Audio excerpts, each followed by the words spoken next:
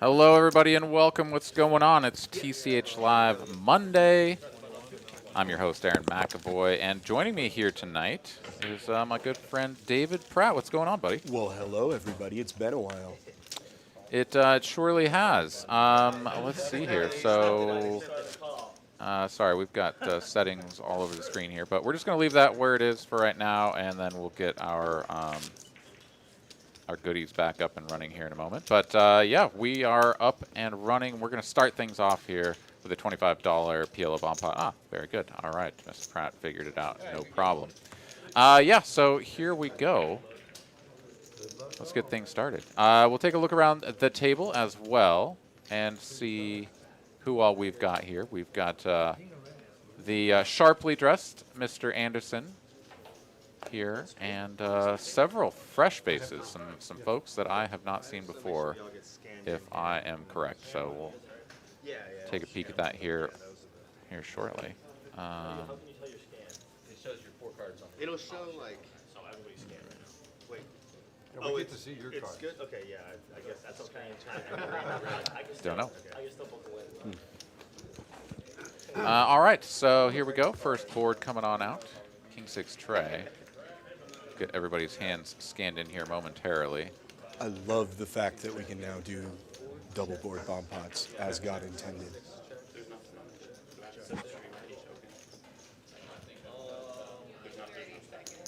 That's 200. All right, We got a set of kings from Max. yeah, and he's coming out firing here. Also has top pair on the bottom board, backdoor royal flush draw. So yeah, certainly strong enough to bet.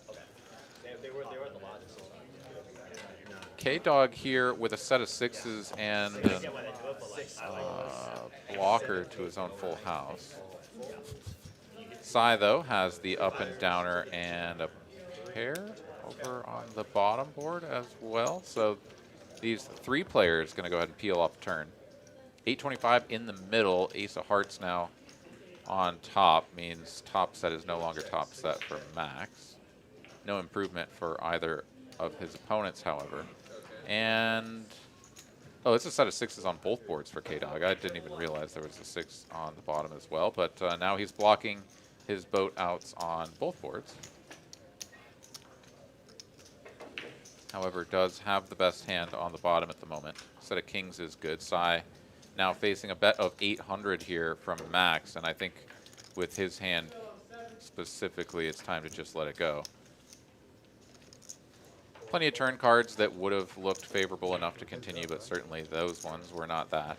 Yeah, he's open-ended on just one board. Time to get out. Yeah, and top pair is just like never winning anything in the game of Pot Limit Omaha. K-Dog here, though, with a set on each. I mean, it would be sort of difficult for his opponent to have him beat. It could certainly be some sort of like 5-4, 7, you know, et cetera, that's like got one board pretty well in hand and a good draw on the other, but you can't go folding your set. Comes out diamonds on bottom, not going to be very inspiring. Hearts on top, so yeah, they're just going to check it down and they'll chop it up.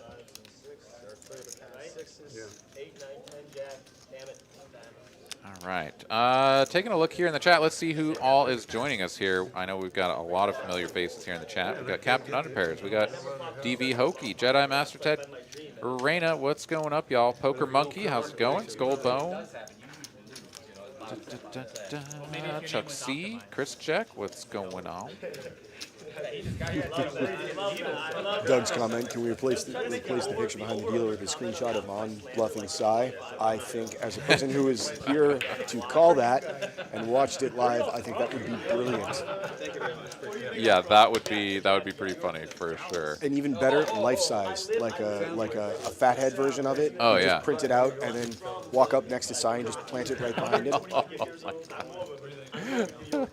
Yeah, Sai's never going to live that down. That is for sure. All right, on to the next hand we go, and it's time for some 510 no limit Texas Hold'em. So, this is the 510. Do we have a cap on today's game? Minnesota, but you don't say Minnesota. Unclear. Generally speaking, 510 is going to be uncapped, so we'll just go with that. as on here buying in for somewhere around 5K. He's going to come in for an open here. The Jack 8 offsuit. K-Dog suited Ace 8. Gonna get in here.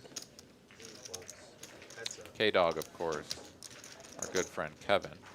So yeah, gonna get looked up with the dominating hand here, or dominated hand, and the board does nothing for either player.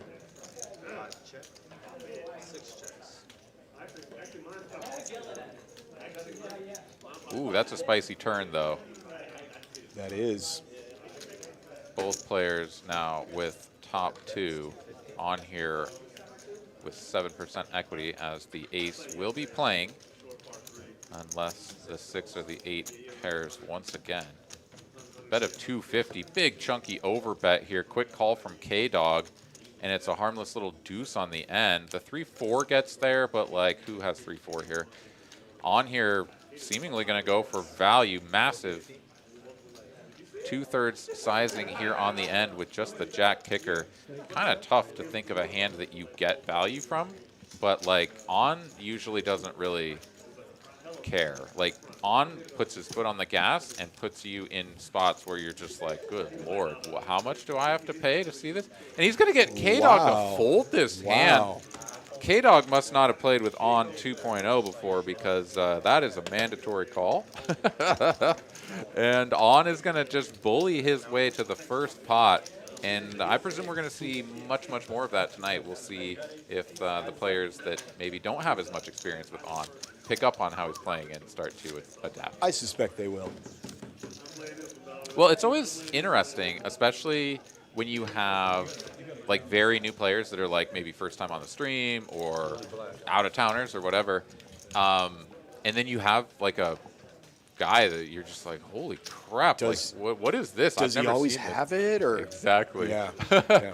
And sometimes it's really hard to actually be like, no, this guy actually probably rarely has it. And like, now I'm going to just like pile all my chips in the middle against this guy and just see what happens. But we'll see if somebody, or more than one somebody, is willing to go down that road.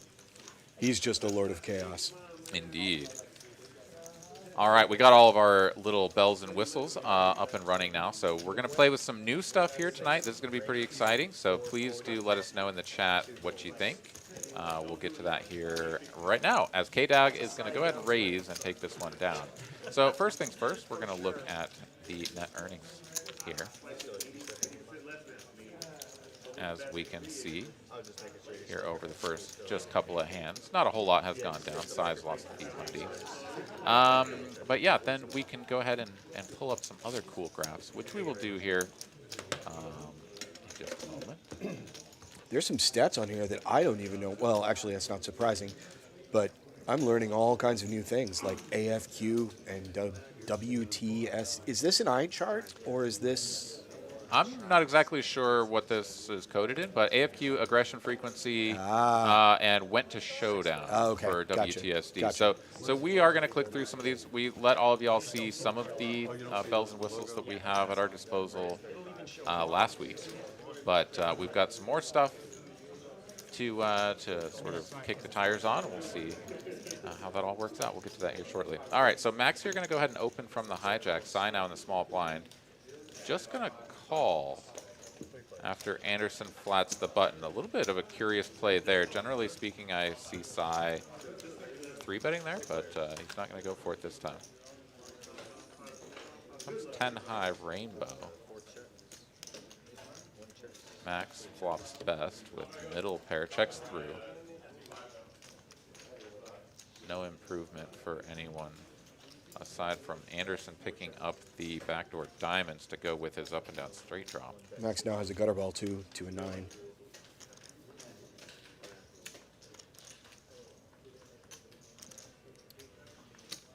Max is going to go ahead and bet the pair of 8s now. Anderson going to raise this up, goes 3x to 180. I like this.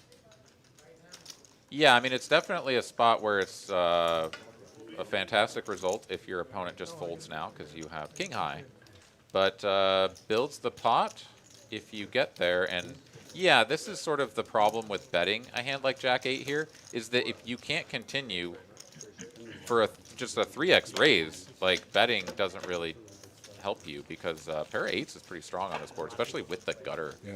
So pretty tough spot to have to fold there, and does let Anderson sort of get away with it. We'll see how, yeah, some of these newer faces to the felt here handle some of these different spots. Always exciting, always interesting. Looking forward to it. So I have a question for you then, Okay. my resident poker expert. I, in early position, always operate by the rough heuristic of if I'm really early to act, and I have a hand that I like, I'm only going to bet it if I'm also willing to call a raise. Like, there's no other, a reasonable raise. Okay. There's no other reason why would I, if I'm going to bet and fold, if somebody's going to 2 or 3x raise me, why bet? I think oftentimes that's a fairly reasonable heuristic. It's really more, well, maybe not more well summed up, but a good way to sum it up is when you're out of position, you generally tend to play passively, just by the sheer nature of what you've described, which is that someone always has the option of raising you every time you bet. So you're kind of handcuffed in that respect, and how it manifests itself is, yeah, very much like all of your middling stuff and even some of your really good stuff. You just want to check to your opponent and give them that sort of opportunity to bet where you can then re-raise them or just call. Or fold, of course. We got some real hands tangled up on this one. Optimize going to outflop both of his opponents, but On going to keep his foot solidly on the gas here. Goes for a bet of 280. So over half pot, perhaps a 2/3 sizing here, if I could do math really quick. Optimize, though, with the top pair.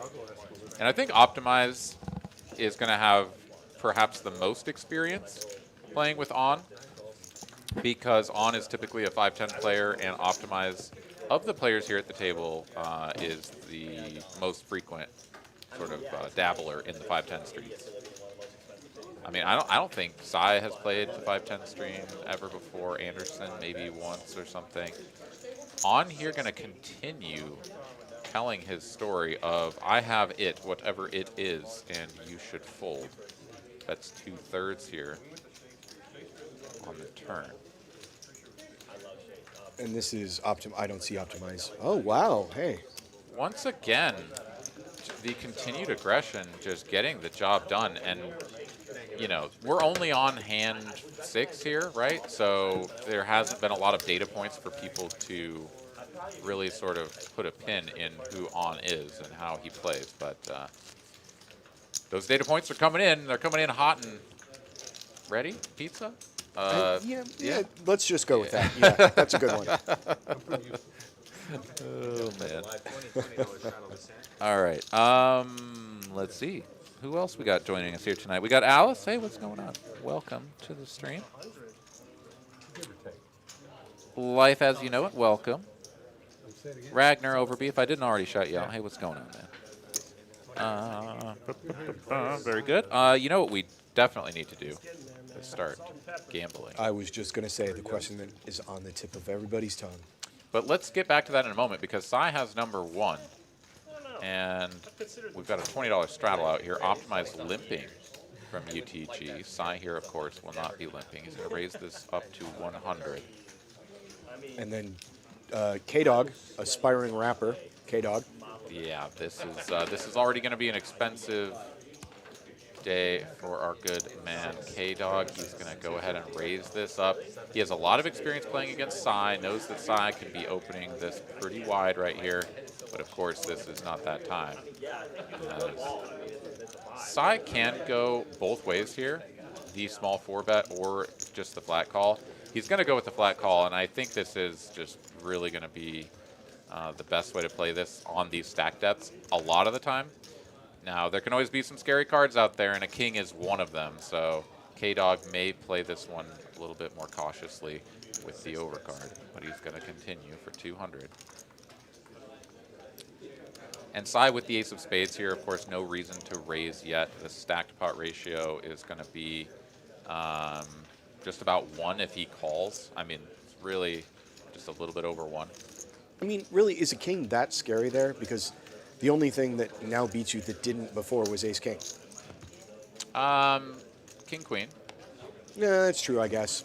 Like, I think Sai has all of the king queens when he opens and then calls you 3-bet. Ace king could go either way as a flat or a 4-bet. I think Sai is mostly going to 4-bet that. Obviously, he hard blocks the king jack. There could be some king 10 suited in there, right? Maybe 3 combos of that. So there's definitely enough kings out there that it's not like the best card in the world, right? And he is going to go ahead and check the turn, which I think makes a lot of sense. Sai will bet small here. Wow, just about quarter of a pot.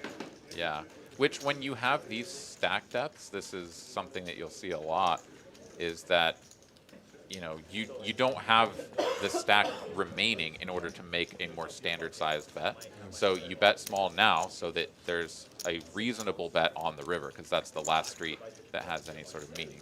Yeah, he's now built it up. This is just a clear shove here. Front door spades comes in, which is not going to be good for Sai to get paid. So K-Dog here has a pretty natural check over. Sai may then go for a smaller bet to try to get paid. Oh, wait, no. This appears to be... Oh, no. This is interesting. This isn't quite a block size in a traditional sense, given what Sai has behind. And Sai does have the ace of spades, so... Yeah, I also just don't know what this really accomplishes. Kevin here just kind of trying to take a stab and see if he could somehow get Sai to call with a worse hand and fold a better one. Not exactly sure what the intent is here, but I think Sai's just going to have to call here. He could go for the thin value jam, try to get called by something like ace king. And honestly, that's probably the best move, is to just jam here and just hope that your opponent has committed so many chips to the middle that they can't quite fold for the additional 600. But I won't be at all surprised if he just calls. Folding is certainly out of the question in my mind.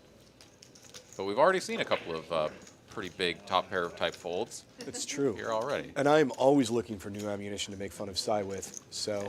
No, it won't be this time. Sai is just going to make the call. Yeah. And yeah, a couple of jacks going to go in the bin. Sai will drag this nice chunky pot going up 1.18K. Or at least that's the pot size. We don't actually know how much he won on that one. But what we can do is pull out our fancy new gizmos and let's look at a comparison between Sai and On, for example. Ooh. At least I thought of. Yeah, there we go. All right, so here you can see that both players are now up a good like $900 or so. So, and then that shows it over the course of the game. So we can compare several different players and look at their progress for the night. So, pretty cool little gadget right there. This is actually fascinating. Heck yeah. All right, let's gamble, shall we? Yeah, let's do this. You first, because I will happily go first. I am into you for $40, which means you are ahead, so you get to go first. Excellent. The most scientific of ways to determine that ever. And I concur. And it is 6:24 p.m. mark, which means it's 6:55. We can do this again. Okay. And I rolled perfectly down the middle, so Oh, you have wow. a coin flip opportunity here, sir. This is exactly a flip. 5 raises to 80, 6 flips. On here, going to go ahead and raise in the cutoff. Ace-Jack off suit, $80 to go now. And no takers, so that's just going to be the end of that one. See how, oh. Yep. Put that one in the bank. Oof. So $60 now? Indeed. $60 reduce from my man, Mr. Pratt. Looks like somebody's adding on. It's K-Dog. Yeah, K-Dog. K-Dog. I keep like speaking like it's K-Dad for some reason. You like Dags? I like Dags. Yeah, you like Dags? That's such a great movie. It really is. Wait, is that Reservoir Dogs? Or no, that's Snatch. Snatch. Yeah. It's arguably, well, not his best, but his most, Brad Pitt's kind of most my sentimental favorite roll from him. No, that one's really good, yeah. All right, on to the next one. We got the $20 straddle on here in the 1 seat. Somebody said that Max is more dangerous. Mr. Anderson over there going to go ahead and get himself a massage from the licensed massage therapist of Texas Royal Touch. Anderson is one of the nicest guys you'll ever play poker with, and he is just dapper as hell. I have never seen him not. Looks like the kind of guy who has a watch on a fob and could pull it off. Yeah, no, classy guy, great friend, and pretty sharp poker player as well.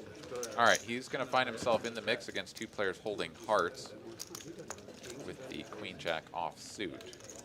It's 10-6-5 rainbow. Ooh, straight for on. Nope, sorry, gut shot for on. It's basically a straight for on. He will probably treat it as such. And as I say that, he's already checked. Over to Llama on the button. Going to take a stab here with the bottom pair for 150. And Anderson going to make the call here with 2 overs and 3 to a straight. On, you have 3/5 of a straight flush. You should just, there you go. Yeah, he's looking to find an 8 for the straight. And wow, well, there you go. Why not? Hey, called it. Yeah, completes the rainbow as well. So on here.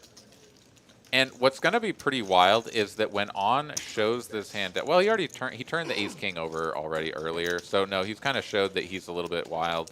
I was going to say if he turns this one over, they're just going to be like, oh, I guess he always has it. But it's going to be kind of tough for anyone to continue. But Anderson still peeling off. And he needs to find a miracle 9 here to get bailed out with a bigger straight. Oh my God, there it is. 9 from space. There we go. I apologize if you lost your eardrums there, but my God, that was a spicy, spicy river card. All right, Anderson here now with the stones. Let's see how he plays this. He should, oh yeah, I mean, you kind of don't want your opponent to check back anything because there's just a one-liner to a straight out there. But this is also kind of unfortunate because if he had checked, I presume on would have bet and he could have raised him. And but on, oh my goodness, on's going to raise anyways. Oh my goodness. On could get stacked here if he's not careful. I mean, Anderson, of course, is sitting on significantly less than on, but there's no other move than all in here for Anderson and hopes that his opponent has something like Jack 7 and you're just going to Omega cooler them. Well, now he has to do the requisite Hollywood for a little bit. Yeah. Wait, do you have the Queen Jack? Oh my God, is this such a cooler that I'm going to lose to Queen Jack? Okay, I guess I just go all in. And gets called. And on, who was fully convinced that he was just going to chop this pot with another 7, finds out the tremendously bad news, which is that 9 of diamonds on the end completely changed the outcome of this hand. Wow. What a spicy hand. At the risk of sounding insensitive, the on's upset at losing because he hit a gut shot to somebody else who hit a bigger gut shot. Yeah. Is just delicious. That's a chef's kiss right there. Yeah, that's made for television right there for sure. And on one of the classiest characters I've ever seen at the poker table, though, I've seen that man take some pretty nasty beats in some pretty big spots and just, you know, very happy and just happy to be here playing the game, you know, so I'm sure while he is not pleased with the result here, will certainly be continuing and do so with a smile on his face. Yeah, I've played with him a few times. Nice guy. Very nice guy. All right, let's take a look at another little breakdown. We can look at some V-pips here over 7 hands. KC and Llama sitting at 0, but that's not true because Llama was on the button and found his way in there with the 5-4 apart, so that'll probably update after this hand. We are still just sort of kicking the tires on some of this. I'm certainly learning how it all works, so we'll come back to this after the next hand and see if Llama's VPIP has indeed increased. And also, 7 hands is not statistically significant for calculating these percentages. No, that's certainly true, but we know that oh, there we go. We Yeah. just updated as we went to hand number 8. So that was exactly it. Very good. All right. Cool. Yeah, because I feel like, I don't know, as we were playing with this, there was maybe some issues last time. But, of course, the guys at RF Poker doing a fantastic job of updating things for us, giving us new bells and whistles, and hopefully just making this a fantastic experience for all of you out there. But once again, please do let us know in the chat what you think of the new graphics, the new tables, the graphs as they come up, and all of the good things that we're showing here. All right, on to the next hand we go. Straddle a 20 out there and some limping happening. It looks to me as though we may just go multi-way here in a limped pot. Indeed we will. All right, 6 players. Oh, cool. It resizes the hands now to fit them all on there. I like that. All right, Queen 8-7 rainbow flop. Max here going to flop bottom pair, optimized with top pair, and the best hand. I'm in here for a bet of 75. Yeah, I don't really see anybody continuing, and that's just going to do it.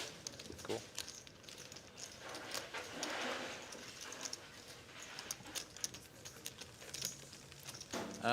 Let's see here. Oh, we got Dante joining us here in the chat. Hey, what's going on, man? Good job, Kevin. Welcome.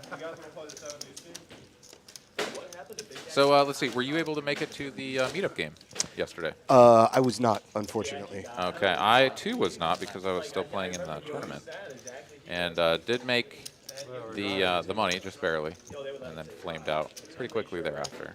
My 6.5 big blinds, but did fade the bubble, so that was good. But tournament poker, man, God, just a lot of folding in those spots. Like if you have a lot of chips, you can just absolutely crush everybody by just raising every hand. And there was this one gentleman at the table, an older, what I presume to be French man, with a very thick accent, and he was doing that job quite well, raising, and everybody else just having to get out of his way because he had us all covered. And me and 2 other people at our table were short. I was the sort of the man in the middle, and then there were several other short stacks at the other tables, and so we're all just like waiting for somebody to blow up. And the craziest thing is that it wasn't a short stack that went out. It was a guy on a whole bunch of chips, ripped it all in with pocket kings. Okay. With only like 1, maybe 2 other stacks. Like I wasn't at the table, so I don't know. But there was like 1 or maybe 2 other stacks at the table that could have even covered him. And somebody woke up with aces in that moment. Oof. Right? This is just like, I'm just shoving my kings because like 999 times out of 1,000, like everybody's just folding. It's going to get over. through, and I'll, yeah. And no, somebody with a covering stack wakes up with aces, calls him, and sends him out the door on the bubble when he had, I think, I'd have, how many big blinds? Maths or hards? I don't know. Way too many. Way too many. I think the technical term is a lot. Like 40, I think he had 40 blinds. Yeah, and it was just ridiculous. All right, anyway, sorry, I've been rambling for a moment, but... whole bunch of, well, K-Dog's got a pair, But Mooch bets and wins.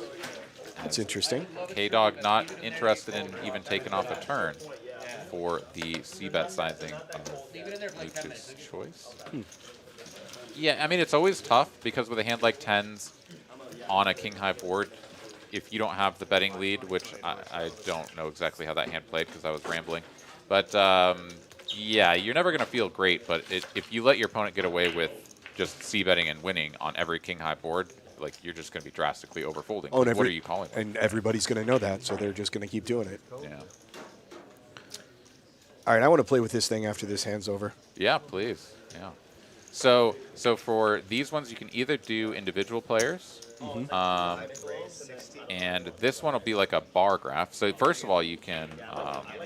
Sorry, I'm just walking Mr. Pratt through this.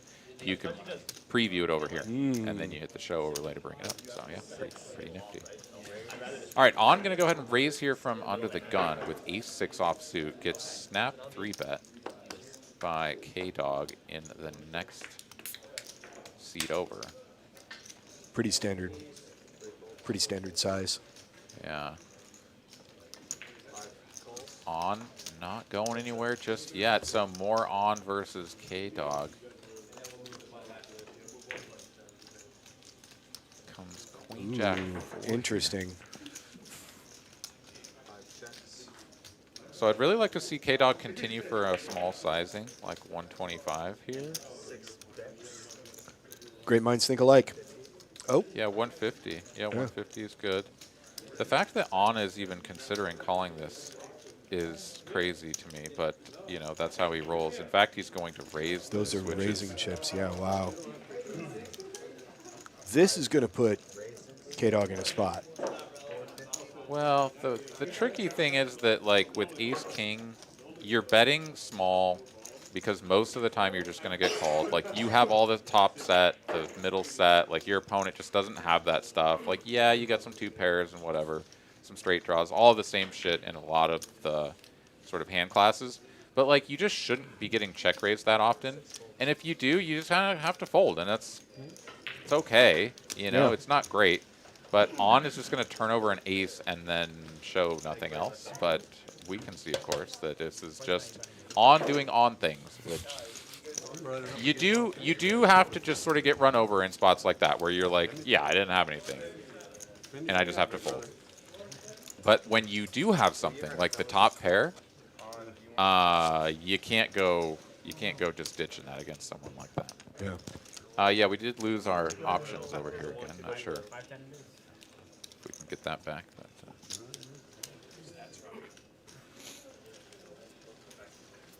okay. All right, so on to the next one. On will not straddle, and he will fold from the first position. As we can see, John there, aware of the fact that one of the players had not scanned their card, so he's able to inform that player. And then they just move him forward, put him over the scanner, and then we move along. Pretty cool to have the TV there, or the monitor there to show if all the hands have been scanned in. If anything, that was the biggest cause of delay in the stream games. Like, it's just that tiny little thing that eliminates that over and over and over, which is nice. Yeah, yeah, the constant communication back and forth from production to the dealer. Hey, this player hasn't scanned the cards. Which player? That player. Okay, hey, player, you need to do this. Okay, did that work? Yes, okay. Yeah, no, exactly. Get rid of all that crap. And everybody has a pair or a premium. Everyone, literally everyone playing this game. This is going to be... Yeah, big chunky pot here, 600 in the middle. Mooch on the button as the pre-flop aggressor, but yeah, you don't get called like call very often. And the only person without a pair has actually hit the flop. Yeah, Mooch now well out in front. Gonna put out a small C-bet here. I like this. When you get called in so many spots, like, you don't have to bet very big because so many people have missed, and if anybody has anything, they're pretty much going to let you know. So yeah, small bet takes it down. There you go. Yeah, I found it's not something I learned recently, but it took me a while of like, hey, somebody made it 300 pre-flop and we had 5 callers and I'm in mid to late position. More often than not, you lead out on the flop for 200, 300, and everybody else is going to fold around.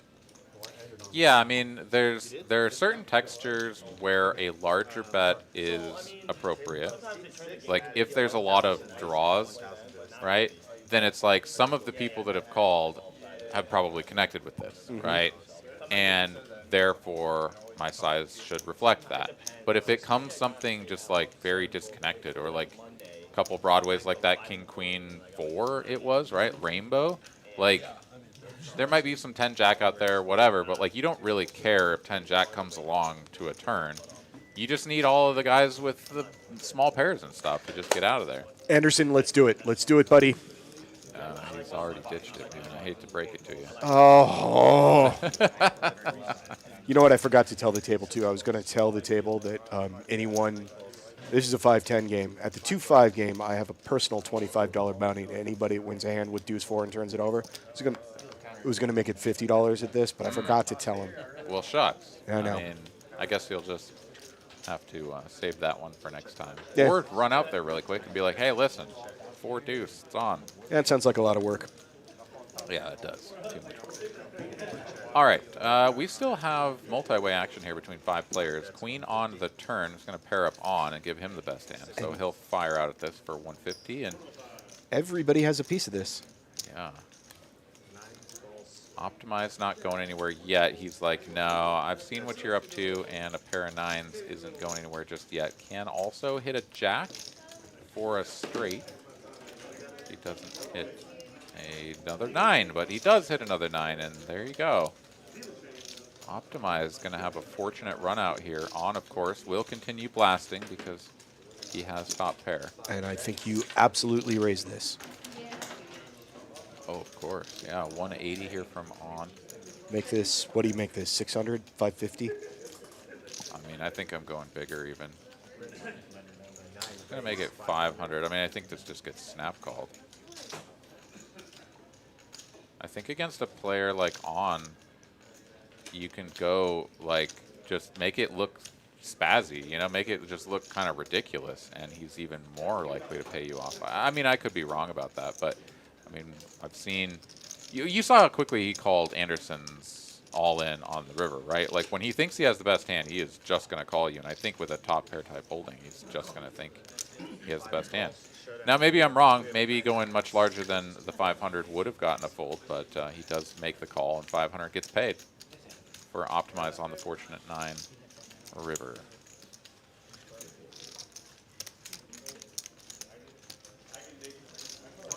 Speaking of which, let's investigate, see how On is doing with aggression frequency. And unsurprisingly, he's at top of the list at 70%. Yeah, definitely not surprising here. On pretty much every opportunity to do so, will bet. And that's what makes him tough to play against. Even once you get an idea that he is sort of going to play that way and kind of run you over,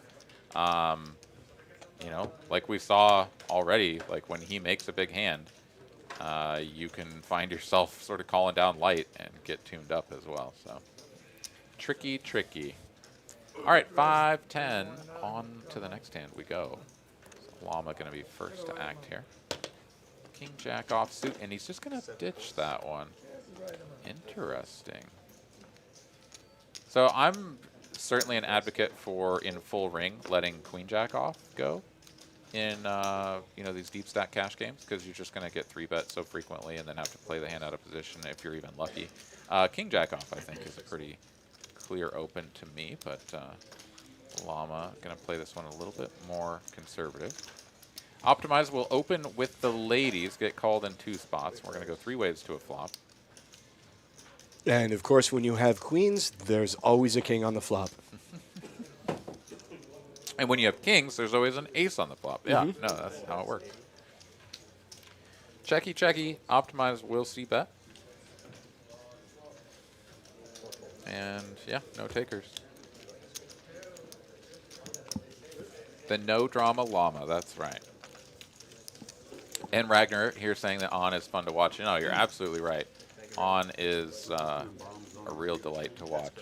Fun to play with, too, honestly. Like, if it doesn't freak you out when someone is just, like, hammering away all the time, it can be just a lot of fun to play as well. Yeah, ooh, this is a great one. All right, net earnings here as we take a look. I doubt this number. Yeah, no, we definitely have an issue in there. Anderson's stack, while it has grown substantially from what he started with, it is not up at 12,000. He may have that much in front of him. He could have added on, but he has not made that much.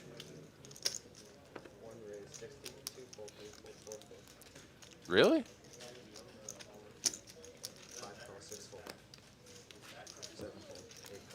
Yeah, but the 12,000 is an awful lot. Is it possible he had that one? Yeah, I know he did that. I mean, no, I'm okay. I just didn't believe that a pile of chips over there could have possibly added up to that much. Yeah, this does not zero out. No one has left the table. This should be. Yeah, the total sum of positives to sum of negatives is dramatically out of whack. I don't know. We'll take a look at that and get it sorted out. But yeah, I think Anderson may have somewhere around like 7,000, right? But I don't think. I mean he had like his 3K, maybe a little bit more when he doubled up. So I think something happened there. But we'll take a look. 3 players to this flop. A couple of clubs out there. Max with the clubs and on with the top pair.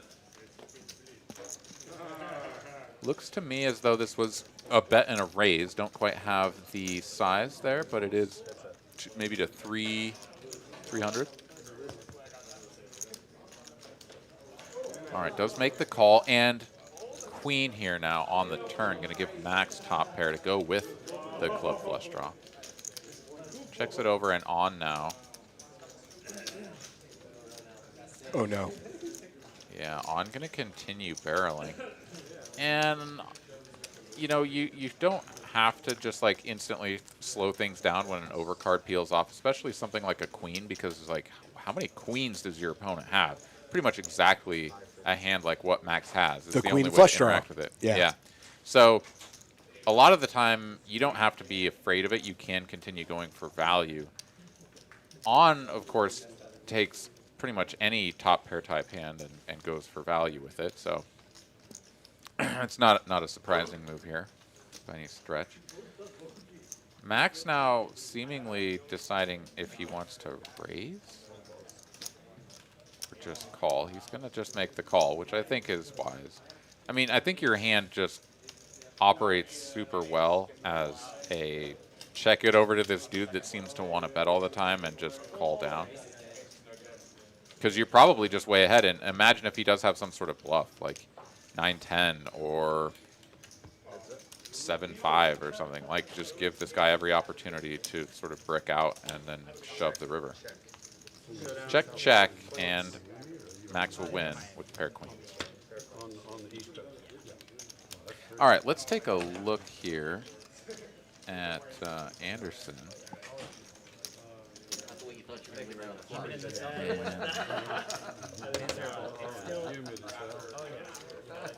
Yeah, so, I mean, just not exactly sure what we're missing here. He made 10 grand on hand number 8. I don't. Yeah, it's just not possible. Yeah. So something either like multiplied his winnings by 2 or something in there. I believe that he's got 2, 3.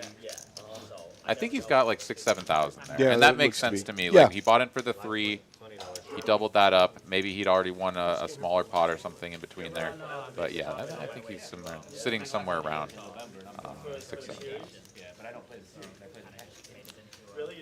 All right, on to the next one. We've got the $20 straddle on here.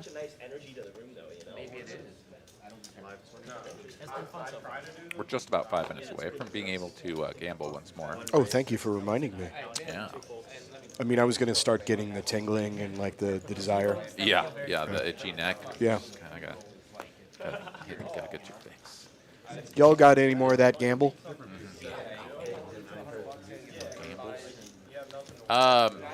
Max, taking a page out of the Phil Hellmuth book of poker, opens the queen 4 off and everybody folds. So that's always a good one. I do love how that's like a thing now. I know, Queen 4 off. It's like, hilarious. Oh my god. Raina here saying that Anderson won against on in the all-in hand. Yeah, no, that is correct. But as far as we know, he bought in for 3. You know, you can see the stats. We're looking at them. You can see the stats that he hadn't really won much. Maybe he won a tiny little bit, and then it just like rockets him up to plus 10K. And you know, you just can't do that if you bought in for 3. In any case, it's not super important. We'll take a look at that behind the scenes and find out how that got multiplied incorrectly. But You can also just do a quick, you know, eyeball check of the stack there, and we can see that he does not have 12,000. I believe the technical term is ocular pat down. Ocular pat down. Yeah. I like it. All right, Mr. Kevin here going to raise it up here with the 10-9 suited and gets only one caller in on with the 8-6 off. On a mission to play pretty much every hand here. He's going to flop top pair once again. The 8s are working for on. Yeah, Kevin going to step right into this again, which is bet with a hand that wants to see a turn and instantly get check raised by on. Meaningless 4 pairs the middle card on the turn, and on here going to cut out some sort of massive pile of green chips to push forward. And K-Dog, yeah, with no improvement here on the turn, you're just going to have to ditch the 10 high. I know it feels like you're getting railroaded, you're just getting pushed around, and you are, but like your hand also just sucks. So it's the way it goes, man. Tough stuff. Live to fight another day. He could be bluffing. Guy like this, great. You just keep doing that. I'm going to wait until I hit it, and then take your stack. Yeah. No, and I think, honestly, the best way to play, like, for example, Kevin in this hand, right? You've got the 2 overs. You have the backdoor flush draw. Like, that's a good hand. But you know that your opponent is going to do some wild stuff. He checks to you. I'd check that back, man. Check it back, see the turn. If he wants to start going bananas on the turn and you picked up equity, you can call, right? But imagine what happened right there, right? It just, that's the worst thing that could happen. You get check raised, you have to put more money in, and then you brick the turn and he bets again, and you're just going to have to ditch it then. Like, everything just sort of goes south on you. And you're like, why did I just set all that money on fire? Well, yeah. I mean, yeah, if it went just check, and then on bets full pot on the turn, you know, you just throw the 10-9 away. It still sucks, but just let it go. Anyways, on is just going to open up to 80 here on the $20 straddle.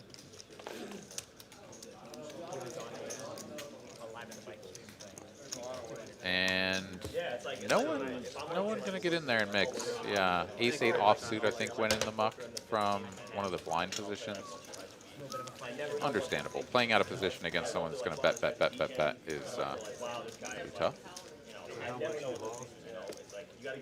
I'm not sure exactly. All cap Steven here. There's a guy getting his head massaged with a bunch of lols. Yeah, man. It's pretty awesome.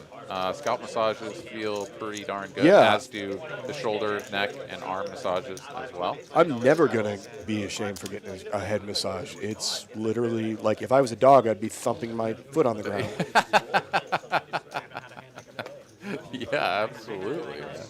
No, the licensed massage therapist from Texas Royal Touch, always here at Texas Card House Austin to give you a good tune-up if you need it. I got a massage from Laura, who's working on Anderson right now, earlier. She's quite good.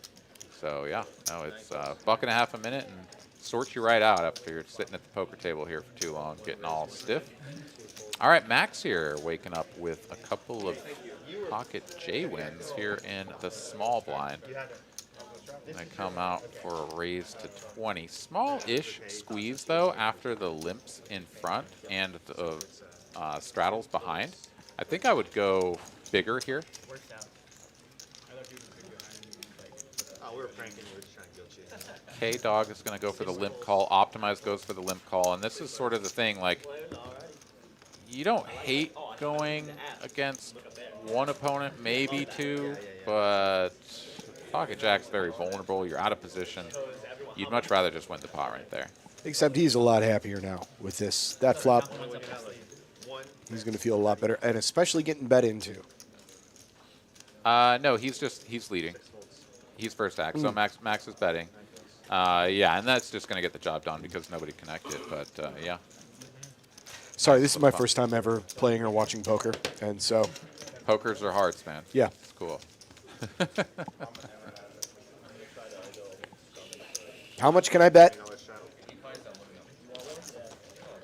All of it. Let's see. I think it's time, bro. Oh, yeah.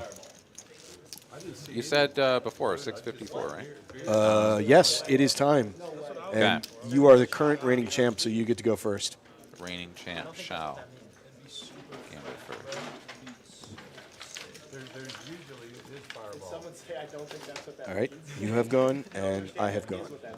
Okay. Ooh, 44. Ooh, You ought to be able to take that one down. see if we can beat this one. Come on, big money, no whammy. Big money, no whammy. Come on, boom! Ooh, squeaked it out. Squeaked it out. Back to $40.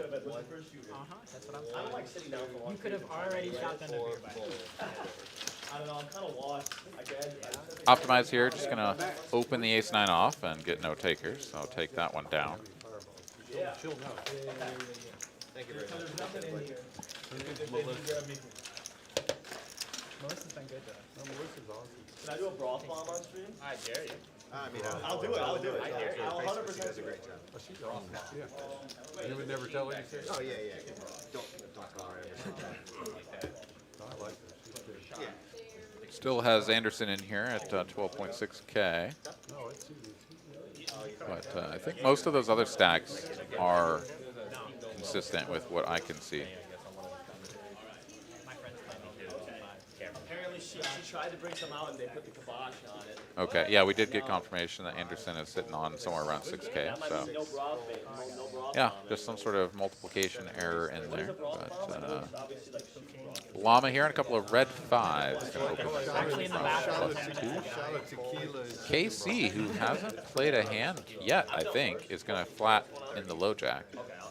Max now in the cutoff. Not going to squeeze. I think I'd like to see a squeeze with this hand. Anderson will oblige us with the squeeze from the small blind. 175 to go. Again, maybe just a little bit on the small side, but yeah. Now this is going to create a cascade of calls, most likely. Yeah, you really want to get through that first player, which is why the squeeze sizing is so important. 'Cause if the first guy calls, then everybody else calls. Oh, wait. The other king-queen ditched it. Which is a great result. Yeah, but of the hands that I would have expected to fold, that was probably not the one I did expect. But anyways, 3 ways to a flop, and there's a king for Anderson. 3 players. KC working with a gutter, and Llama with effective 3rd pair backdoor wheel draw. KC here gonna peel with the gutty to Broadway. Looking for a 10, and nope. Queen, actually. Queen for the straight. You're right, sorry. Which would have also given Anderson 2 pairs. So Queen would be a pretty dirty, nasty card. But I think this bet at 325 is very likely to... Never mind. KC's still in there. Still looking for that queen. 1 and only 1 queen remaining, and he's not going to get it. Anderson, yeah, after betting 2 streets with the king, which is also a little bit of an unusual choice, is now in a position where KC could bluff and get him out of here, and sort of exactly what happens. This is, yeah, so a lot of things about this hand that are very curious. The one is just sort of calling in position with a hand like a gut shot, because it's very unlikely that you're going to hit, and what do you do if they bet a 3rd time? You just put a bunch of chips in there, and now you're going to try to bluff into a triple barrel range. Like, that's kind of tough. It kind of worked out exactly the way that it should have, I guess, to like play it that way and still win the pot by bluffing the river. You need your opponent to slow down there. But imagine that they have like ace queen and they bet 2 streets and then are like, okay, like I guess I'll just check it to you and sort of exercise a little pot control. You bet there and they just snap you off, right? Like, oops. So I don't know. Pretty curious, but also very curious to bet the king twice as Anderson, right? I get that you have a range advantage and that you should be betting relatively frequently on those flops, but that's a pretty good spot to go for a bet check line. Anyways, it was fun. And we're on to the next one. Here we go. 6 out here for Optimize. Unfortunately for him, that is not a good enough pair to have the lead over K-Dog. Does have a good chunk of equity, though. And a gut shot. K-Dog checks the 9s over. Optimize will bet. And K-Dog has 2 options here. With no club, raising is, oh my good lord. That's the not great option. I think K-Dog maybe rattled a little bit by the events earlier in the stream. Kind of got pushed around by on in several hands and then ran into it. For whatever reason, I can't quite remember exactly how that hand played out. Remember when Kevin took a big hit there? I know I don't remember the details, but yeah, I do know the hand. Yeah, but I think it's just it's kind of got our boy K-Dog a little shook. My normal encyclopedic kind of photographic poker memory is failing me this evening. Yeah, mine fails me regularly in all respects. Something about getting old, I guess. Mooch here. Going to go ahead and raise to 25. Small raise, given the sort of standard dynamic. But King Jack folded. Jack folded. Oh no, just. Oh yeah, no, that doesn't make sense. The graphic made it look like it did. Yeah, and especially not from on, right? Like, give that man King Jack, I'm raising this. Yeah, pair a deuce with either of those, and he's probably going to call. Checks through on the flop. Nobody's really caught a piece of anything here. Yeah, Mooch picks up a gutty to go with his 2 over, so he will bet nearly full pot, and on is going to call him with the best hand, king high here. I mean, obviously he's trying to pair, perhaps also with devious intentions, as he often has. He's in the small blind, and he's just going to fire at this. Like, I mean, and yeah, I mean, Mooch is going to have to fold, and he would have folded ace high. I mean, this is just sort of brilliant stuff here from on. When it works, it's just like, get out of my pot, and they do. It's awesome. Great to see. But yeah, all the more reason to just sort of not really bluff when you have something. It's like either have absolutely nothing and just be like, I'm going to bet and try to get this one through, because if you call or raise, I'm just done with it, right? Or have a good hand and, you know, sort of be ready to hold on for dear life. But, man, this is just, I love this game. So many different styles of play, so many different characters, you know, it's just fantastic stuff. And that's the big part of the game that I like, why I like live poker, is figuring out your own kind of list of archetypes of characters and then figuring out how to triangulate and go, oh, you're one of them, at least I think for now. And like getting good at that skill. Absolutely. Yeah, no, live poker, it gives you, like you certainly have it in the online streets as well. And it's pretty funny too, because there's a lot of sort of caricatures out there of like, oh, if the guy has a Brazilian flag next to his name, like that's one of those guys, you know, one of those crazy Brazilians. And generally speaking, you know, like it's just kind of a funny archetype, like it fits. And you'll see plenty of that online, but here live it's just nothing better. Llama flops the joint. And nobody has. Oh, gets a walk. Poor guy. Oh, that's the worst. Yeah, I mean it's tough to get paid when you flop the joint in most situations, but especially when it's a 6 high board, you know, like a 6 high rainbow board. Yeah. You're like, please, somebody flop a set.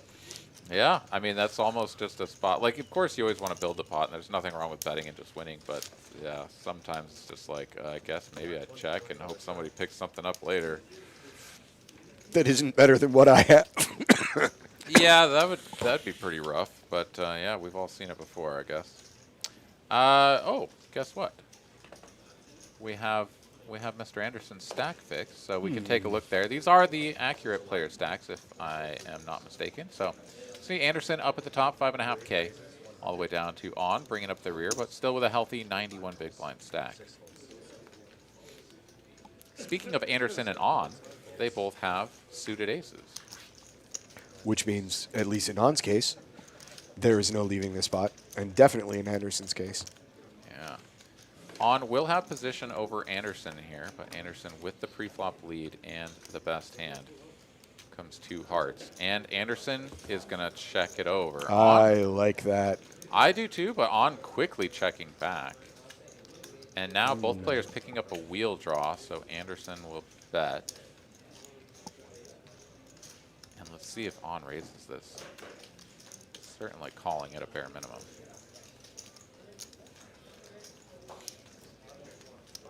Wow. We've got a changed man amongst us. Perhaps with the 2 flush draws out there, recognizing that like 2 of the 4s that could peel off might not be good for him. And does just sort of let it go there. All right. Zigging and zagging, bobbing and weaving, you know. He could have just that random number generator in his head said switch modes now. Yeah. This is not the time to try to punk this man up. Or yonder in the suit jacket. He was correct. You would have to look where. Yeah, I'm not I haven't worn a suit in quite some time. Not sure exactly how long it's been. Not forever, I think it's definitely been well over a year. So I highly recommend it. In that a well kind of tailored suit, one that fits you well, is actually the most comfortable clothes you can wear. Like it's, and you feel great, you look good, and it's actually better than like sweatpants. It's just because it's tailored for you. Okay, well I have definitely never had a tailored suit, and the suit that I have is basically, well, I mean I have a couple of suit jackets, but they're just hot, you know? It's like, I already run pretty hot just from a body temperature standpoint, and so then you put, you know, whatever the material is, wool or some shit on, it's just gonna make you even more toasty. So I mostly don't like wearing the suit because I just sweat like crazy underneath. Ace Jack, Ace Queen, Pocket Kings, and the Jack 10 suited here for K-Dog. So a lot of big hands crashing into each other. Yeah, this is going to be very interesting. On with the Cowboys is just going to pile it in, as you do facing this action. I mean, this is a raise, a 3-bet, and a 4-bet if I'm not mistaken. Yeah, this is not a wild thing. Like came 650 to him, and he had what, 1800? That's a clear shove with kings. Of course, yeah. Yeah, no, pretty standard here for on. And K-Dog thinking this over. Yeah, his hand should definitely be hitting the muck. It's a beautiful hand. It has a ton of equity realization, even against over pairs. But yeah, you've got to know that even as crazy as on is, to think about putting your Jack 10 suited into the streets here. There we go. It's a little bit too crazy. Mooch now definitely committed once he realizes that it's only another 1,000 to call, and on will very happily turn over those Cowboys. What is this? This is like 70-30 somewhere? Or is it 60-40, 70-30? With one of the aces missing from the Ace Jack, this is Oh, be yeah, it's going to be more way like less. 80-20. Yeah. 9, 8, 6, 7.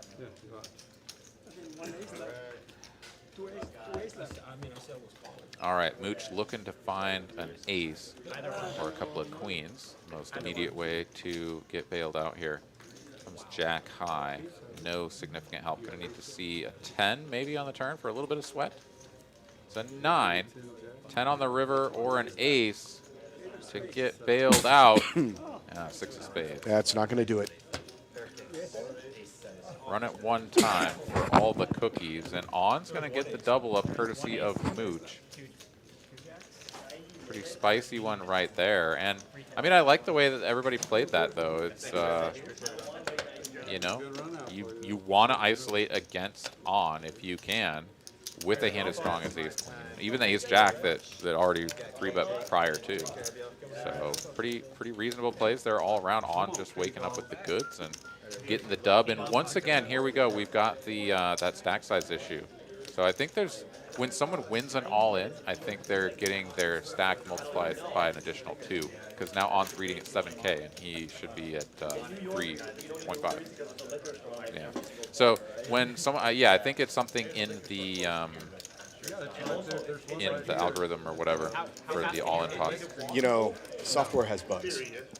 They do indeed, because you put them there, Mr. Pratt. I have never done that once in my entire life. Not once. Somehow I doubt that. But you know what? I've created plenty of bugs.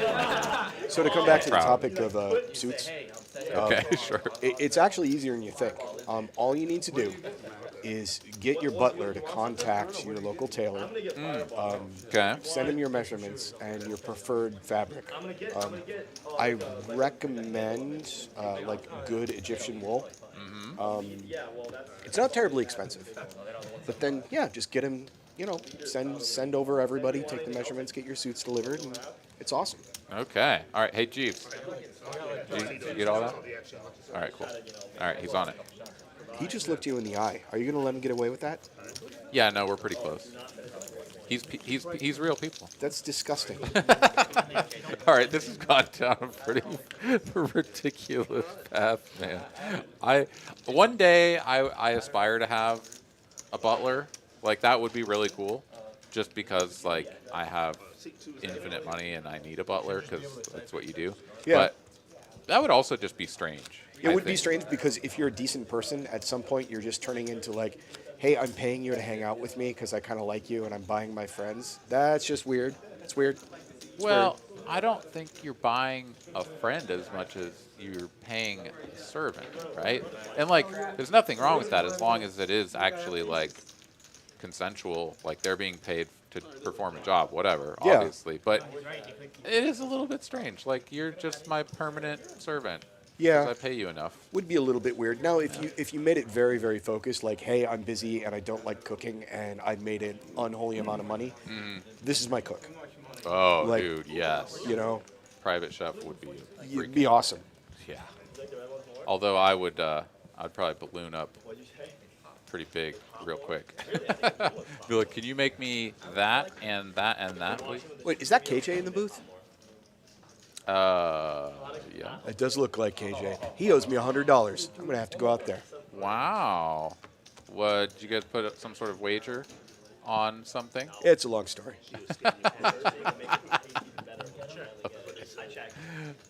Blowing him up here live on air. All right. KJ's a great guy. Really, really great guy. He just might not have any kneecaps later. No, I'm kidding. I'm gonna hit you till money comes out. Optimize here with not a great hand. Never love having more than a pair in your hand That for is a the single ranked card. PLO hand of the beast. Oh, Anderson has 3 queens in hand, so the dueling trips in hand. I got the exact same hand. Well, I had a king and 3 queens the other day, and flopped a queen on one of the boards and actually chopped it. Nice. Made a little bit of nice. money. Like, I can't believe this just happened. Yeah. Anderson is working with a flush draw and a gutter, so he's going to stick around. Picks up a flush draw on top now, as well as a open-ended straight draw on bottom. We did have a misread here. And as he has nut diamond draw now. Yeah, indeed. But the bottom board is not read incorrectly. There's a deuce of something out there instead of a 9 of hearts. Yeah, and so they both have 2 diamonds on them. They should. Yeah. 9 of hearts is on top. Yeah, so we had a little bit of a misread between the 2 scanners. We're still working on getting the double board bomb pots all ironed out, but he does make it straight on one board. We know that much. And wait, the queens are actually going to be good on bottom as well, because his opponent on is working with top pair, top kicker on bottom. Anderson's going to bet large here. Looks like 1,200. Oh, and he's going to scoop this. If on calls, he is definitely getting scooped. He's got top 2 on one board. Yeah, I think he can't fold this. I mean, I think he should fold this, but I don't think he can. I would fold this, but I am also somewhat more conservative inside of bomb pots. On does cut out the full 1,200 and does make the call, the and bad Anderson news. once again going to hit the gutty on the river to get there against on. queens and deuces on the one in the top, straight on the bottom. And scoop it. Yeah, unfortunate stuff there. On pushes forward the 10 and the 9 to be like, I've got the 2 pair, but queens and deuces on bottom for Anderson, and he is going to ship a big one. On takes another hit there, and after getting the double up, he's kind of right back to square one here. Sitting somewhere around maybe 15, 1600. Once again, we do have the stack sizes incorrect there. Got the weird multiplication. Get checks the last string, We'll please. have to get sorted out. People in chat talking about Mr. Belvedere, which was absolutely the apotheosis of the 80s sitcom. Mr. Belvedere, are you familiar with Mr. Belvedere? No.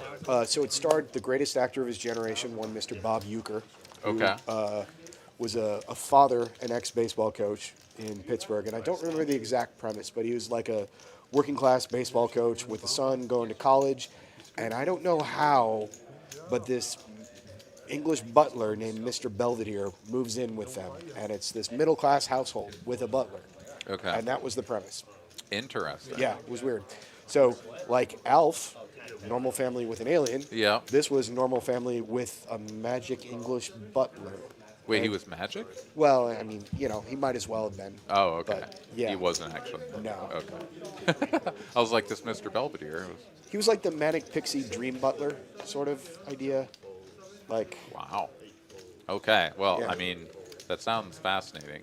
I may never watch this show, yeah, but oh no, I think there were more 80s shows, but this was definitely up there. okay. On going to outflop his opponents with a pair of jacks. Pocket 10s in there as well as, I think, 7-6. Yeah, 7-6 in there, but not for long, as that hand will hit the muck, and Mooch here with effective third pair and some backdoors. Yeah, he's just going to ditch it. On will turn over the jack to let them all know that he didn't just punk him, and we'll move right along.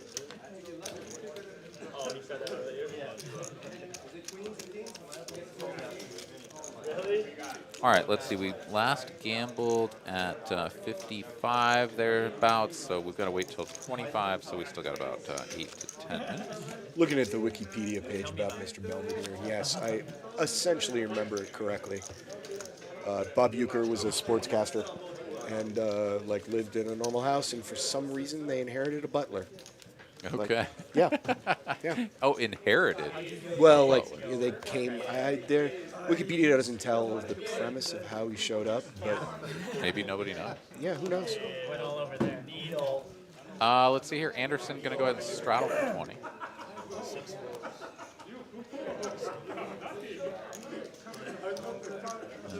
Okay, all right. That's what Mr. Belvedere looks like. Interesting. KC here is going to get spicy in the cutoff and 3-bet the, oh, sorry, not 3-bet, open to 100 on 10-8 offsuit.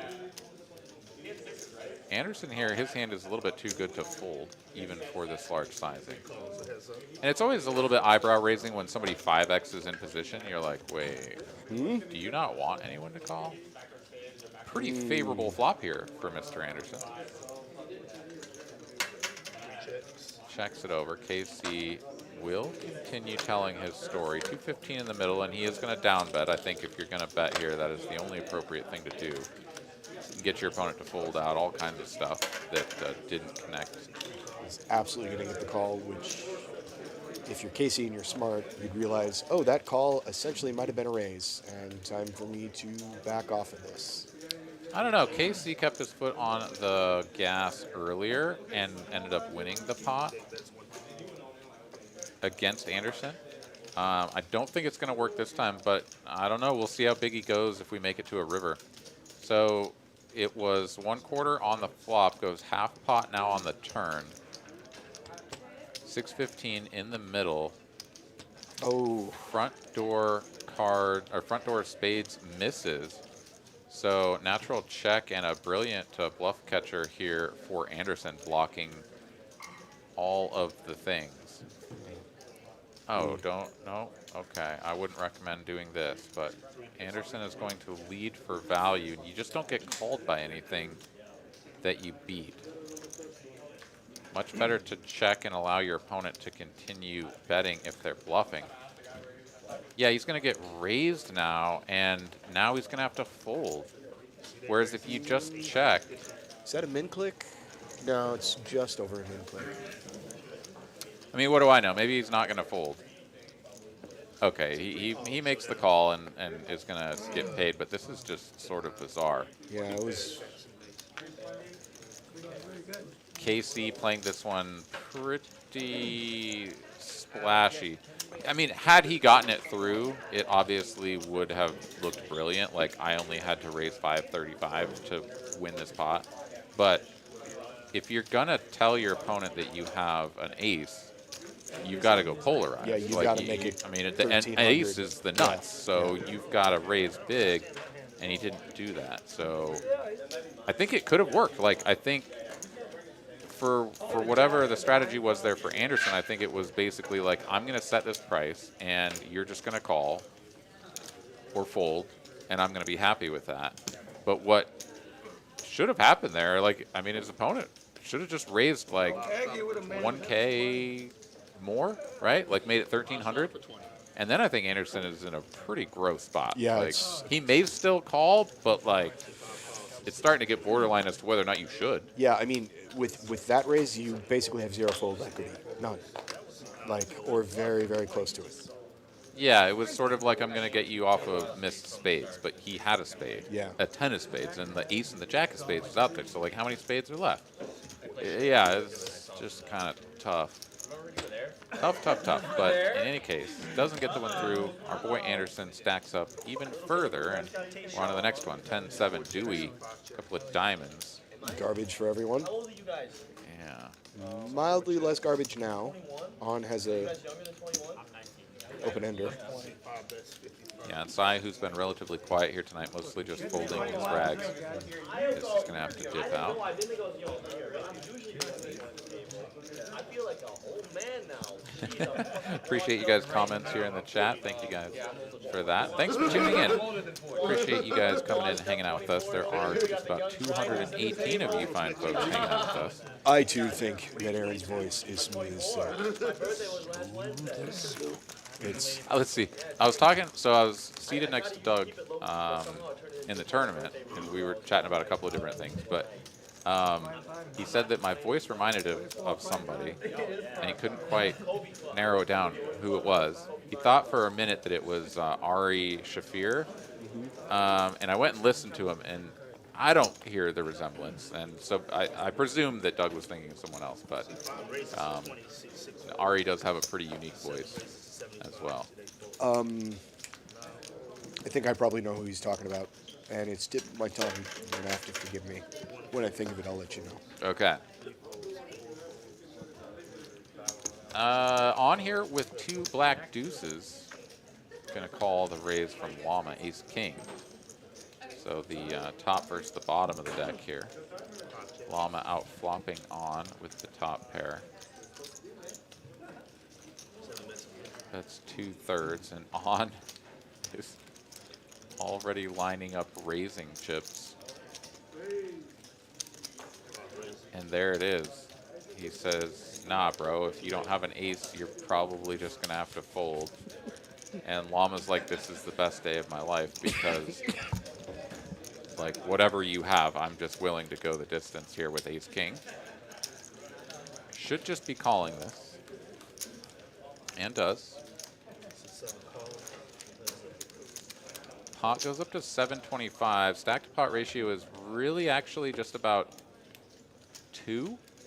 Because once again, On's chips are not quite read in correctly. He certainly does not have 5K. Yeah, he looks to have about 1,400, somewhere around there. Yeah, maybe 15. But he counts those chips out pretty far away from his stack. So I guess he was just wagering all of those, whatever that was. 450 it turns out to be.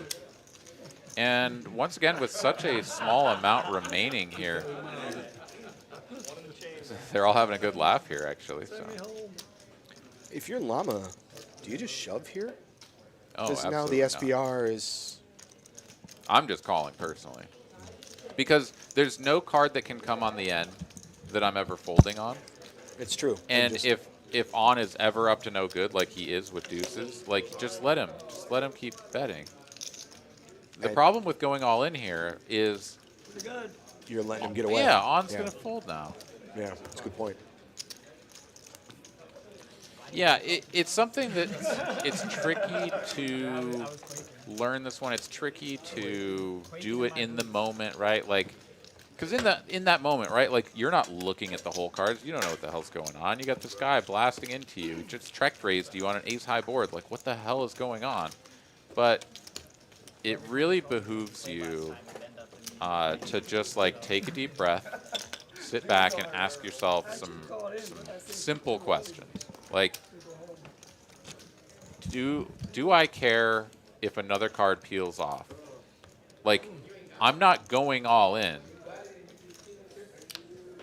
to like get him to fold, right? Like, I'm going all in to get him to call. So that last card's coming anyways, right? And there's nothing that will get me away from this, so I might as well just call and then let him bet into me. If yeah. he's ever bluffing, which Yeah. we know that he is a lot, yeah. just don't take that opportunity. And if he does check it to you, you can just shove it on the on river. the river Yeah. for 1/3 pot or whatever Yeah. it was gonna be. Yeah. Yeah, and then yeah, like even if he did check it to you with his like ace deuce or who knows what. On is all in here with the ace 5 for 850. It looks like. Llama, of course. No, he's already folded.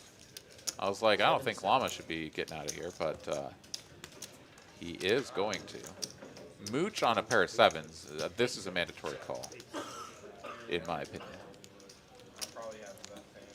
Mooch disagrees, and he's going to lay down the sevens.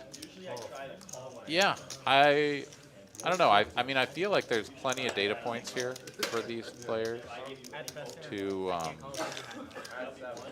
act upon. Well, I mean, we saw, like, obviously he shipped it with the kings earlier, but it's just kind of like, at some point you just have to go with stuff. You know? No, I had a pair.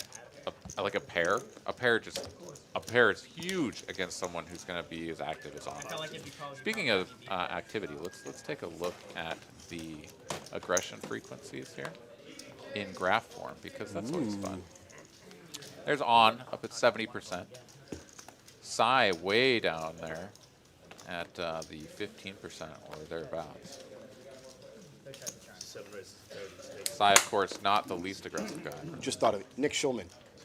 Yeah, but it wasn't him because, Okay. like, yeah, we all know Nick Schulman. I hear that a lot, but that was not who Doug was thinking of. Thanks for the super chat, Captain Underpairs. That's very, very nice of you. I can't help but feel personally attacked.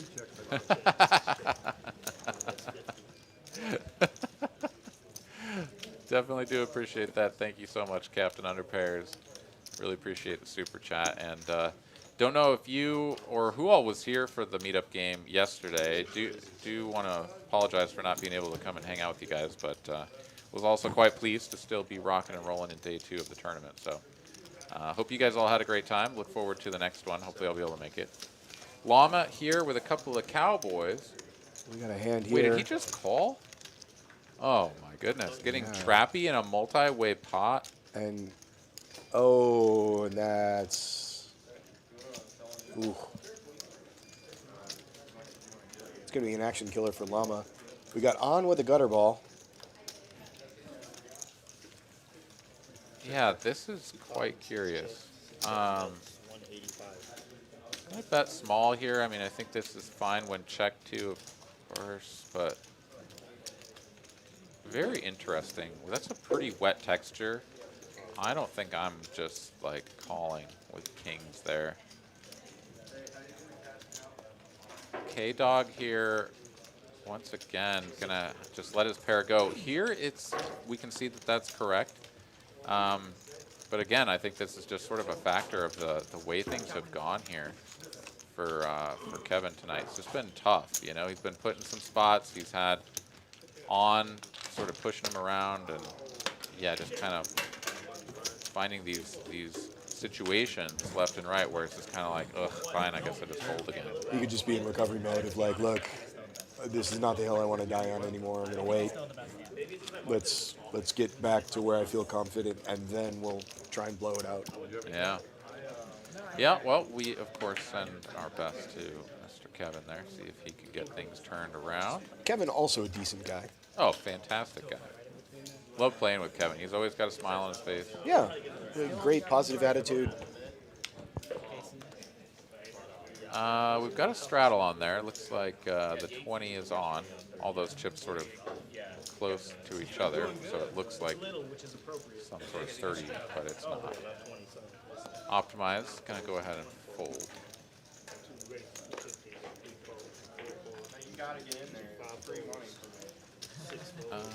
Poor Sai is pretty card dead tonight. I've been watching him. Yeah, no, it's always tough when you hop into the live stream streets and then you just fold for hours. And you feel terrible because you're like, this is 8-3 offsuit again, and everybody's gonna think I'm the like most nitty player ever. And I came here to have fun, but I also didn't come here to set $3,000 on fire. Yeah, So pretty good flop here for KC. decent flop, I'd say. You know, problem for him is that Mooch has a whole lot of nothing. Checky, checky. And now KC will start betting. The king high is sticking around here for Wow. Mooch, and 6, 7, 8. Mooch is going to take his king high showdown. I assumed that if he was going to call there, he had some sort of intentions on the end, but maybe he just thought that his opponent was on some sort of bad hearts, or I don't know. Really kind of tough. Okay, all right, just getting word that in a couple of hands we're going to have some issues, but since we are living in the future, we have a little bit of time to deal with that. Or at least wait until we deal with that. Speaking of which, you know what time it is. It's gamble time. All right, you're first.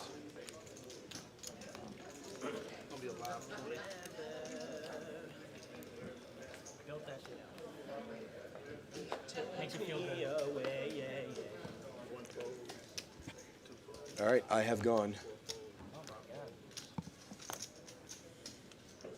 Uh-oh, Moose Duty squeaking in between. Oh, my God. Moose Duty could have stolen your 100, but he went in just too late. Boom. Took my 57, and it doesn't really matter because unless I somehow roll 100 as well, which I didn't, you were going to win. Oh, Man, I wish I'd just done them all. Ooh, boy. That's my first natural. I've never done that before. Nice, dude. It took a lot of skill. I'd like to thank God and my coaches and the team. We had a plan. We went out there. We executed it. It was a little tough in the fourth quarter, but we believed in ourselves. We pulled it through. Yeah, you sure did, man. We got another gutter ball here for KC, who did not bring the sunshine band with him. Thank you. I'll see myself out. Okay, yeah, we'll see you never again. No. Optimize going to take this one down with the ace-10 high, as both players willing to take their ace-high showdown, but Optimize with the superior kicker is going to win that one. Mad Benjamin here joining us as well. What's going on, man? You know, I love you guys in chat. You're all loyal. You're all very, like, you're here. You have always great things to say. I guess I'm just chopped liver. Well, you're finally chopped liver, my friend. Okay. No, Okay. I'm kidding. No, dude, you're great. I'm very happy to have you here in the booth joining me tonight. It is always a pleasure. Had a great time so far, and we've got many hours of poker remaining. So let's everybody drop a deuce in the chat here for my man Pratt. You know, I have been waiting for that all night. all right. Drop a deuce in the chat for Pratt here for hanging out with us tonight, and for hopefully running badder at the gambling, because you just wiped away 40 of my dollary dues. No, I'm still into you for 20. I'm aware, but they felt like they were mine already. Oh, and okay. Now they're not. Fair. Fair. On, gonna take that one down. Just raise and take it there. I like a nice spritz during my poker game. All right, couple of deuces in the chat here. Thanks, guys. I think you misspelled dog. All right. Hand number 43, T minus one hand until some bad things happen. We'll find out at the same time as all of y'all as we are watching this video at the same time that y'all are. This all occurred Okay. some 10, 15 minutes in the past.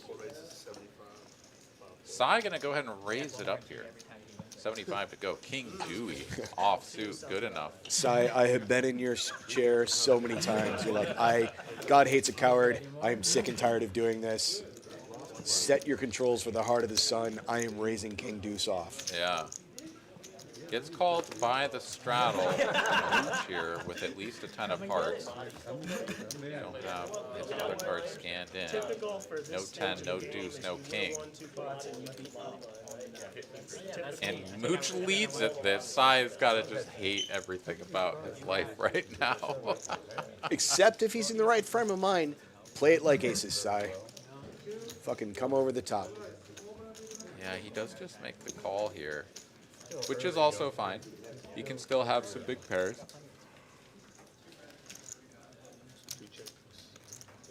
And play it this way. Jack of hearts. Checky, checky. 4 of diamonds now. Mooch here, who started things off with the unorthodox dog lead, is now going to probe the river as well. What do you think? He Sai has some- doesn't have King Deuce here. Oh, no, he does not. Sai has King Jack here. Ah. We had a misread. Oh, this is hand 44. I thought this was hand 43. Okay, this is 44. Pretty typical side. Yeah, okay, so this was the one that was mistaken. Sai had the King Jack. Yeah, all right. Well, I didn't look at the counter at the right time. In any case, yeah, Sai The right spot. takes that one down with the turn pair of jacks. Mooch had pocket tens, though. I didn't actually see him turn it over, but I presume that's correct. Okay, he had the pocket tens. So, yeah, outdrawn there on the turn. Let's see here. We got to give a shout out to JTN1968 for the $20 super chat. Thank you very much. Says David Pratt and his friend Ari are not right. One of their best qualities. Oh, are not right. We're not right in the head. Okay, I get it. Yeah, I had to read that one a few times in my head to get Just the picture. imagine Hank Hill saying it. Boy, ain't right. That boy ain't right. New job starts on June 6th. More money to bust my aces with again. Yes, I look forward to that. And congrats on the new job, man. Hope that you love it and it is all that you want it to be. Yeah, congrats, bud. That's cool. Llama here. Raise it up to 100. With A7 off. And Anderson gonna give him the business. Queen Jack. Gonna try to isolate against On. On is just out of there with the King Jack. Wow. Not a believer after. I mean, he obviously doesn't have much of a stack there to work with. This would be sort of an all-in type situation. Would have actually gotten called by Anderson and been ahead. Would have been interesting, but it's not to be. Jack's no good. I don't know if you were a fan, but I just found out, I read about this last week. They are bringing King of the Hill back. With Oh. Mike Judge and the whole team and like everybody, they're making new episodes. And Okay. apparently the premise is they're going to be advancing everything by about a decade. So Bobby's going to be in his 20s. And so I always loved that show. Like, it had a heart, you know? Yeah, I remember I watched it and enjoyed it. Not to the same degree that I enjoyed watching The Simpsons or South Park, but it was good animated TV. It was more just like feel-good animated TV, right? Like there wasn't as much of the raunchy stuff. There wasn't as much of the like eye-rolly, like, oh wow, that really happened, you know?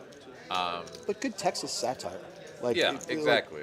But like with it wasn't cruel satire. It was like a love letter to all the silly parts of Texas. Yeah, no, that's a good description of it.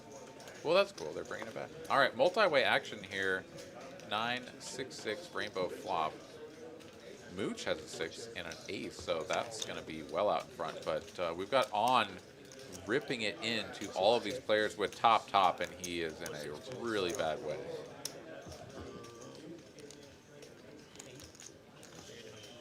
I don't think anybody else has enough to continue with here. Anderson has just the Jack-8. So yeah, this should just fold all the way back to Mooch with the Ace-6, who will, of course, snap this off. Remember when you folded it? Was it 800? Remember when you folded to him on the river? And I think this was like a limped pot. So On is all in for 815 into a pot of 120, which is, yeah, just sort of, you know, stacked pot ratio of infinite all in. And that's going to be a safe run out for the Ace-6, 4 deuce spades running, no help for On, and On is going to tap the table and say his farewells. And it was a fun ride while it lasted. We always look forward to having On here on the stream, having a good time, and we will look forward to having him back. So Mooch going to go ahead and collect the rest of those chips. Is it just me, or does his name read like the chemical formula for ammonia? It's kind of like that, yeah. Which is NH3, but Yeah, I mean it's missing some stuff, but it's, yeah, maybe some ammonia that got stepped on. Yeah. So once again, we have that. It is definitely a multiplication error in the all-in pots. We have it again. So, all right, we are on it. The team is on it, and we have too many cards in the big blind position. So we're going to go ahead and take these back. Anderson turns over the Ace King. I had Ace King as well. So a hand that could have been that will not be.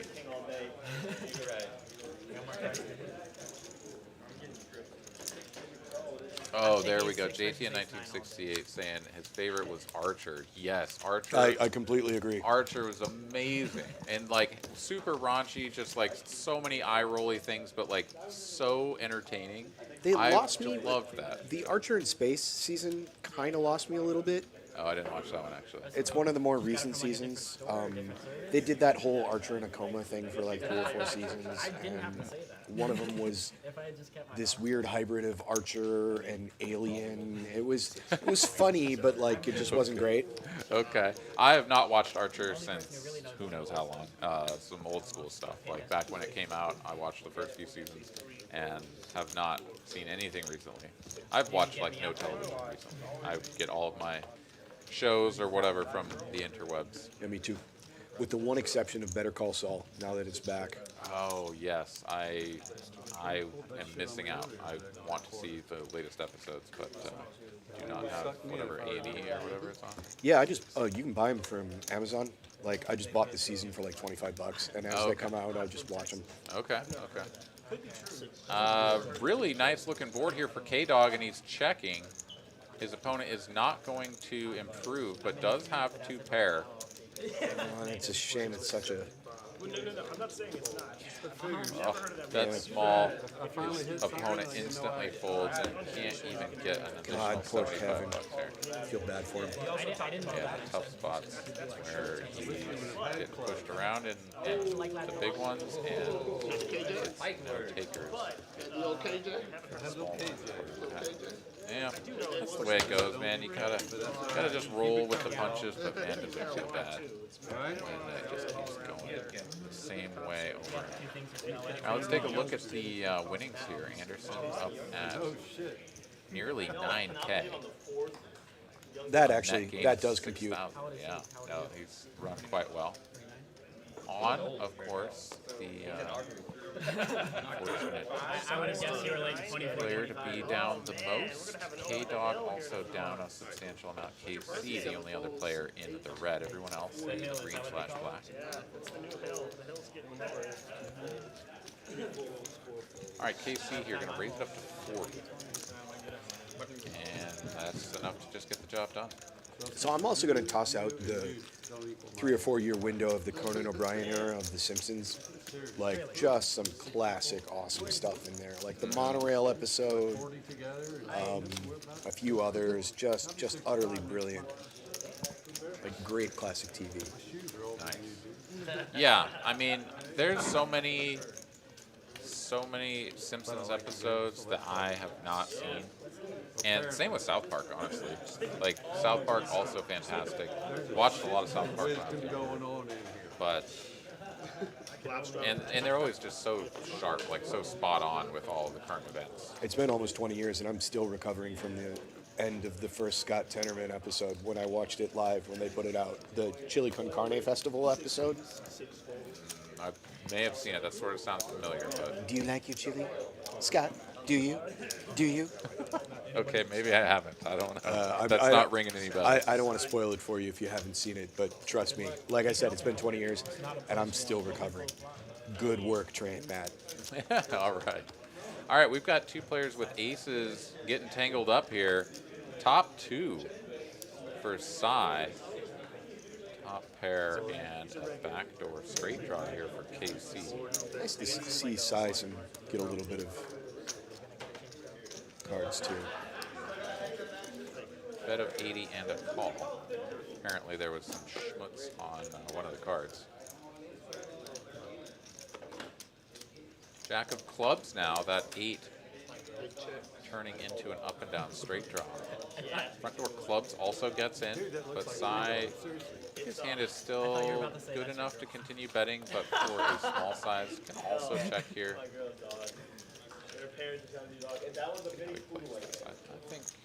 I think I'd like to see him go 125 there, but does check it. And here comes a 9 on the end, so KC now playing the jack. The next one, fireball. Great idea. When he checks it over, Cy should know now that he has a hand strong enough to go for value. And I'd actually like to see him go, not huge, but 200, yeah. Yeah, perfect. Yeah, I like to needle Cy because he's a good guy and a hell of a player. Like, really friendly, decent guy.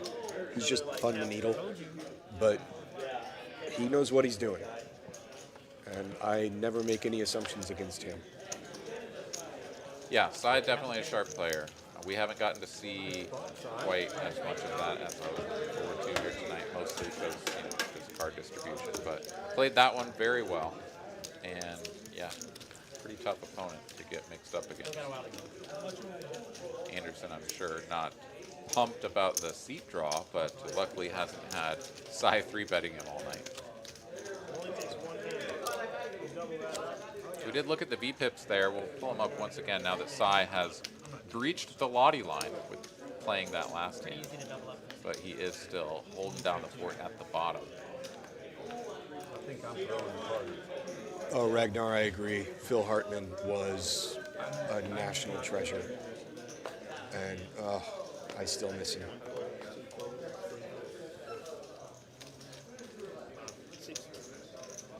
All right, optimize here with the Helmuth special.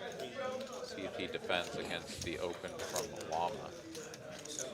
He will not. Not a believer in the Helmuth. I'm not really either. Me neither. No. It's almost meme-worthy. Like, I would feel like if I was on the stream and I looked down at Queen 4 in the straddle that I would have to play. Just to try to represent. You can't think of another crappy hand that if you were on a stream and you look down, you'd have to play it? I would play the 4-2 for you. I tried to play it for you. The last time I was on the stream, I never got it. Well, there's, because you are an Android user and thus a peasant, do not participate in these conversations. Jeeves, did you hear that? But there's an iMessage group with some people, and we've been talking about this back and forth. And people are sending stories of like, "Hey, I just won this big pot with deuce 4." Oh my God! And you're creating a thing. Huh? I know, it's insane. It's nuts. And some of you may be watching this. I love you guys. Oh yeah! Shout out to the Austin poker community. Optimize here, raising it up to 160 DK. KC calling. 10-8 off. That is pretty spicy. Sometimes you just let your big blind friend just kind of take it down, bro. But KC says, nah, not this time. Optimized flops just about as good as he can, and before he even touches Doesn't even. his chips. Yeah. Yeah, I mean, KC has played not a ton of hands, but the ones that he has really been sticky, like super sticky. So I was a little bit surprised to see him call that big pre-flop raise and then just ditch it so quickly with 3 to a straight. You gonna call them out if they walk in at 803? Nope. I'll be very happy. Let's see here. When did we last gamble? Do you recall? I think we still have quite some time to wait, but I think we have maybe 10, 15 minutes. Yeah, so at 2 past the hour we can roll. So yeah, another 12, 15.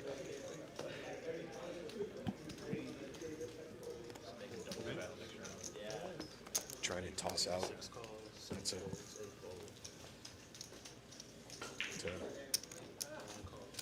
It's a long story. Okay. There you go, Ragnar. Thank you. Thank you. Might be the best line from that episode. I called the big one bitey. Okay. All right, youngster, me and you. Max here with a couple of black queens up against the Jack-10 suited that is going to flop top pair.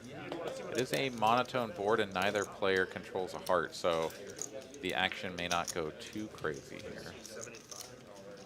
K-Dog, though, once again flopping top pair and being in a tough spot.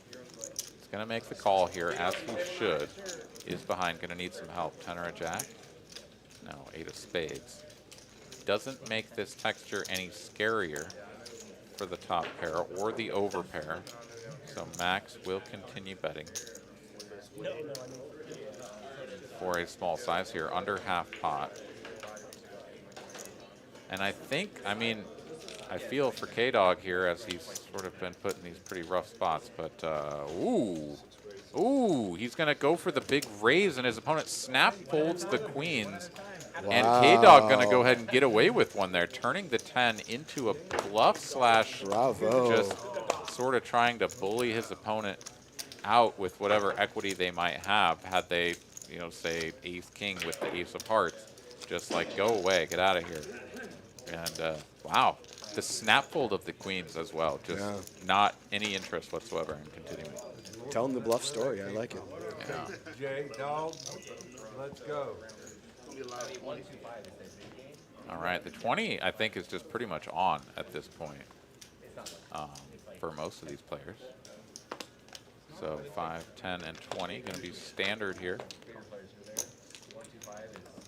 K-Dog going to go ahead and limp his KJ. I wouldn't recommend that, but he does it. Max does not want to play the 7 deuce.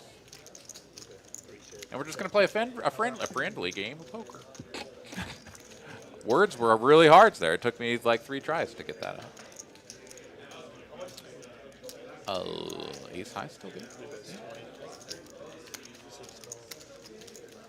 K-Dog calls with king, jack, overcards, backdoor straight draw. Anderson still betting here, slash value, slash protection, slash who knows. K-Dog still calling, and ace high is going to be good if we get to showdown, which we probably just go check now for whatever reason.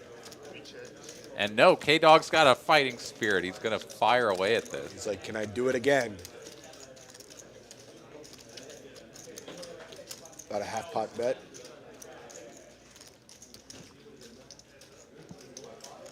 Nice. Yeah, Kevin. He's found some rhythm here, a little bit of stride here. Colton here says that we are so results oriented. That's adorable. If you knew me, you would absolutely know that is completely false. Well, thanks, man. Thanks for tuning in, and we'll see if we can change your mind here before long. But I think I think it's been pretty clear from the way I've approached these hands that I wouldn't necessarily play them this way, even though sometimes they're winning. So I don't know where you're getting that from, but thank you for tuning in, Colton. We look forward to being more results-oriented or less or just whatever. You know, we're trying to have a good time. You know, if he's coming from the angle of, I use the mantra at work, and this might be the same thing, of it's not stupid if it works. Oh, yeah. So I guess that's being result-oriented. Yeah, I mean, I'm mostly just enjoying the entertainment here because, you know, the unorthodox approaches are definitely not always going to be like game theory approved, but they can work. They can be entertaining, and as long as the players are having a good time and implementing their own strategy the way that they see fit, then If you're gonna start talking about and drawing pyramids of little squares with ranges and stuff in them, I'm gonna have to ask you to leave. No, this is my broom closet, so I'll do that if I want, bro. Anyways, let's get back to the hand really quick. Anderson has the top pair, Optimize with the second pair, and several other players with a whole lot of not much. And, Anderson just wins. The Queen Jack, not interested in continuing.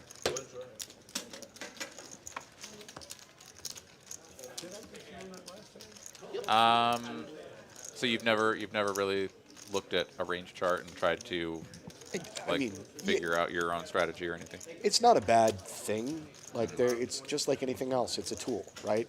Yeah. I think the thing that I don't get mad at or just I am amused by the types of people who, and this isn't just in poker, but they'll see something like that and think this is the way to do it, and I will optimize on this, and if it's not spoken to me in this format, and if it doesn't say it in here, it's clearly wrong, right? Okay, yeah, just very black and white or whatever. Yeah, of hey, there's a range chart for this, and what does the range chart say? Well, if it says this, it's got to be no, use it as a map to your own game. Yeah.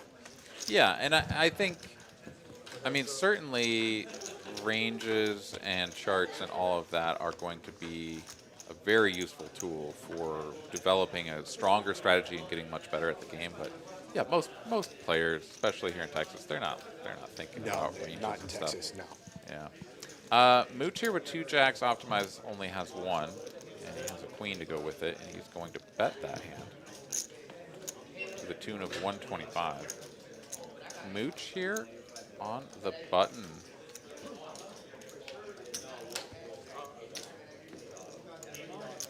Who I guess just called pre-flop, because otherwise, why is Queen Jack betting there? Ouch. Well, Queen just got there. Yeah, the very unfortunate turn card here for Mooch. Great card for Optimize. After betting the flop and improving to top pair, you're definitely going to want to bet again. I guess I'm on the wrong side. 225 here, and once again, this is similar to what we saw before, where the queen peels off on the turn, and there just really shouldn't be that many queens in your opponent's range, so generally going to be a pretty safe card. We could see that's not the case, but does make the call. And a meaningless deuce of spades here on the end. Front door flush draw misses. And honestly, Optimize could go big here. Oh, I don't know if I like that. Yeah, this is going to get checked back. See, I think this is the sort of perfect spot to go for the big polarizing bet where it make it look like you bricked out on one of the draws, because everything missed except for 5-4. Yeah. Right? And 5-4 just doesn't really belong in a lot of people's ranges. They just don't play that. So you could go blasty here like you missed any of the 15,000 draws and have your opponent call you pretty light, like an 8, maybe even a 6, right? Because that queen is effectively a blank, even though it hits your hand. This is the one, minute little time where, the universe has sort of aligned the stars for this to be a good card for you, and you need to pounce on that opportunity. Yeah, otherwise it's just going to get checked back. Yes, it's a low probability that they're going to call, but it's a chance, right? So, this doesn't happen terribly often, and yeah, maybe they call 2% of the time. Well, still do it. And if you bet big and you get raised, then you can still fold. Yeah. But like, they're not going to have a ton of hands that are going to want to raise anyways, Yeah. because you very likely are just going to be bluffing if you don't have anything. So they're just going to call you with pretty much most of their hand classes. You know, the deuce on the end, like, I guess they get a pocket deuces, and then they're going to be like, oh, cool, now's the time to raise. Yeah, exactly. But everything else would have raised you by now. It's just kind of like, no, you should just go for it. But anyways, onwards and upwards. 9 Dewey versus Queen 9. Queen 9 high is winning? Queen 9 high wins. All right, that hand. I will be going right fast. back. Very good, sir.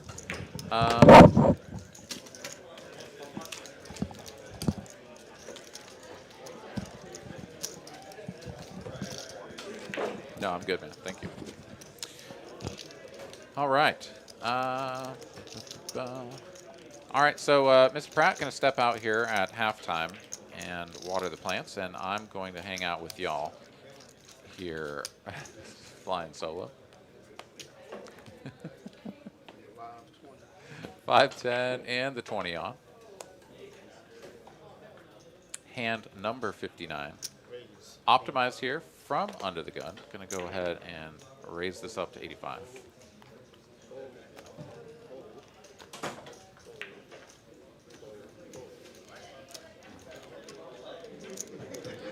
And that's going to be enough to just take it down. Nobody waking up with anything to continue with. All right, got some low rolls here in the Streamlab streets. Here. Sorry, guys. Better luck next time.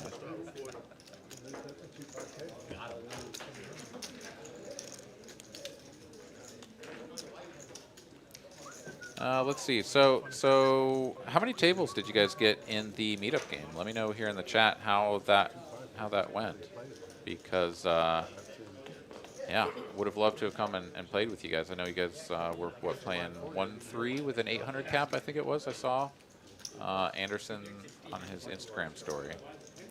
But let me know how that went and how many tables you guys had and all the good stuff. All right, $40 straddle on this hand. And now we're getting a raise up. It looks like KC coming into 110. And Max not a believer in the 4 triz. So those cards go in the muck and the $40 straddle goes down in flames.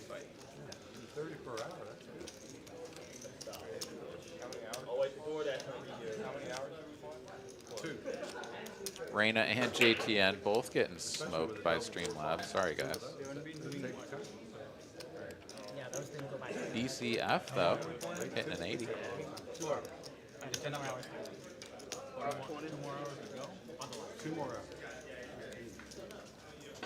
Right. Let's take a look real quick. The stacks. Anderson, of course, on 8.8K, leading the way. K-Dogs bringing up the rear. So shade over 2K.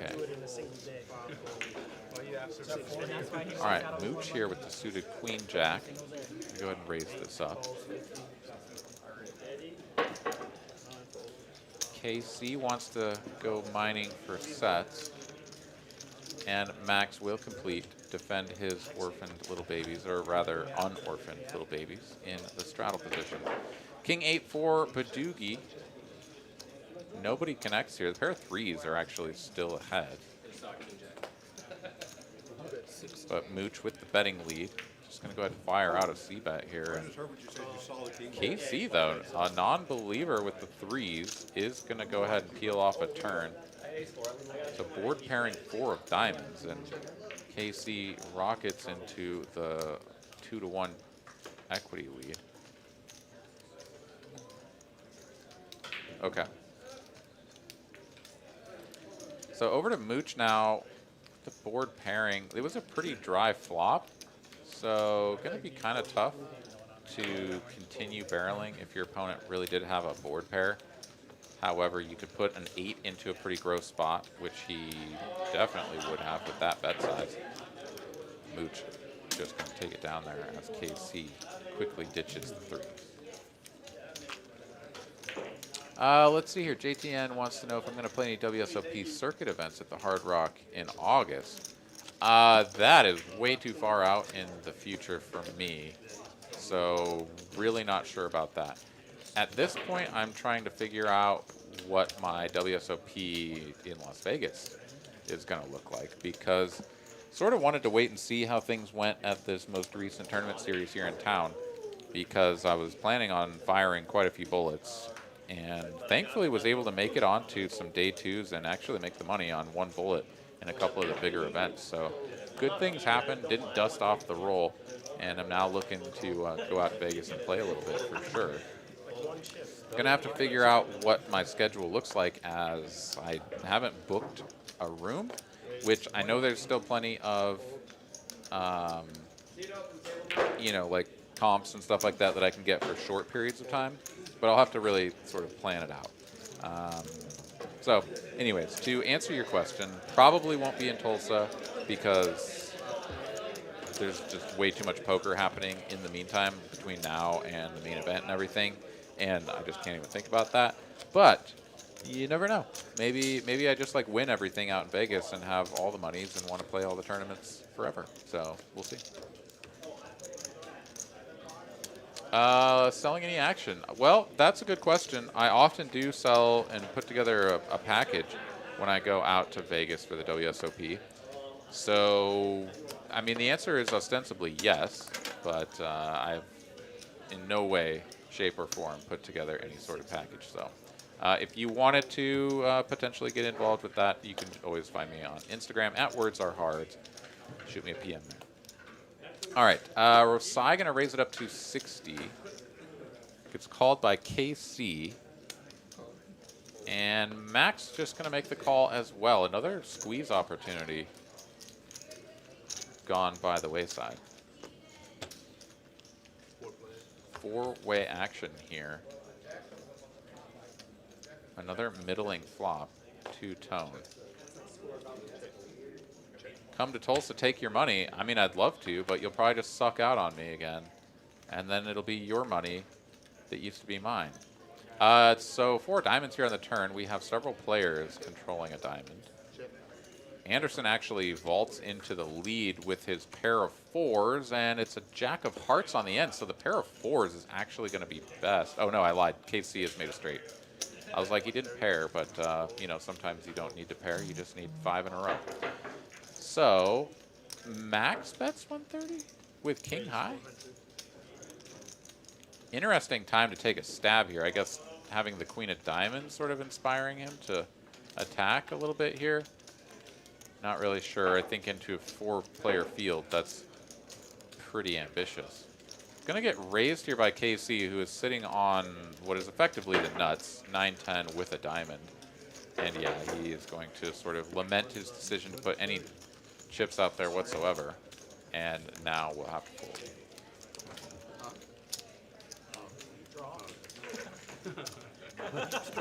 Draw. Stranger on the new talk. 10-9 off.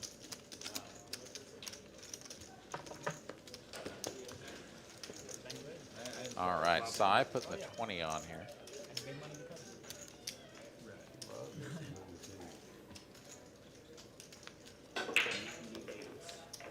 K-Dog will be first to act. Got a suited king 7, and he's going to ditch this one. Oh, perfect. Thank you, sir. So, yeah, no takers just yet. Optimized, though. He's got a hand worthy of an open for sure. And Max actually waking up with a good one. And just going to flat here. Max playing very passively here this evening, not attacking in these fairly standard 3-bet spots. On Mooch, the button with ace-queen suited and no raise? Yeah. Mooch is going to go ahead and bite, though, with a strong squeeze. Ace-queen of hearts, snap muck. Wow. All right. Max is playing this one pretty close to the best. That's not the right terminology. Playing this one pretty conservatively. We'll just go with that. Did he show down here? Triple straddling. Yeah. I feel like I'm not in a position to criticize other people poker play, personally. I mean, I'm not going to stop doing it. I just feel like I'm in Yeah. a position not to do it. Yeah, sure.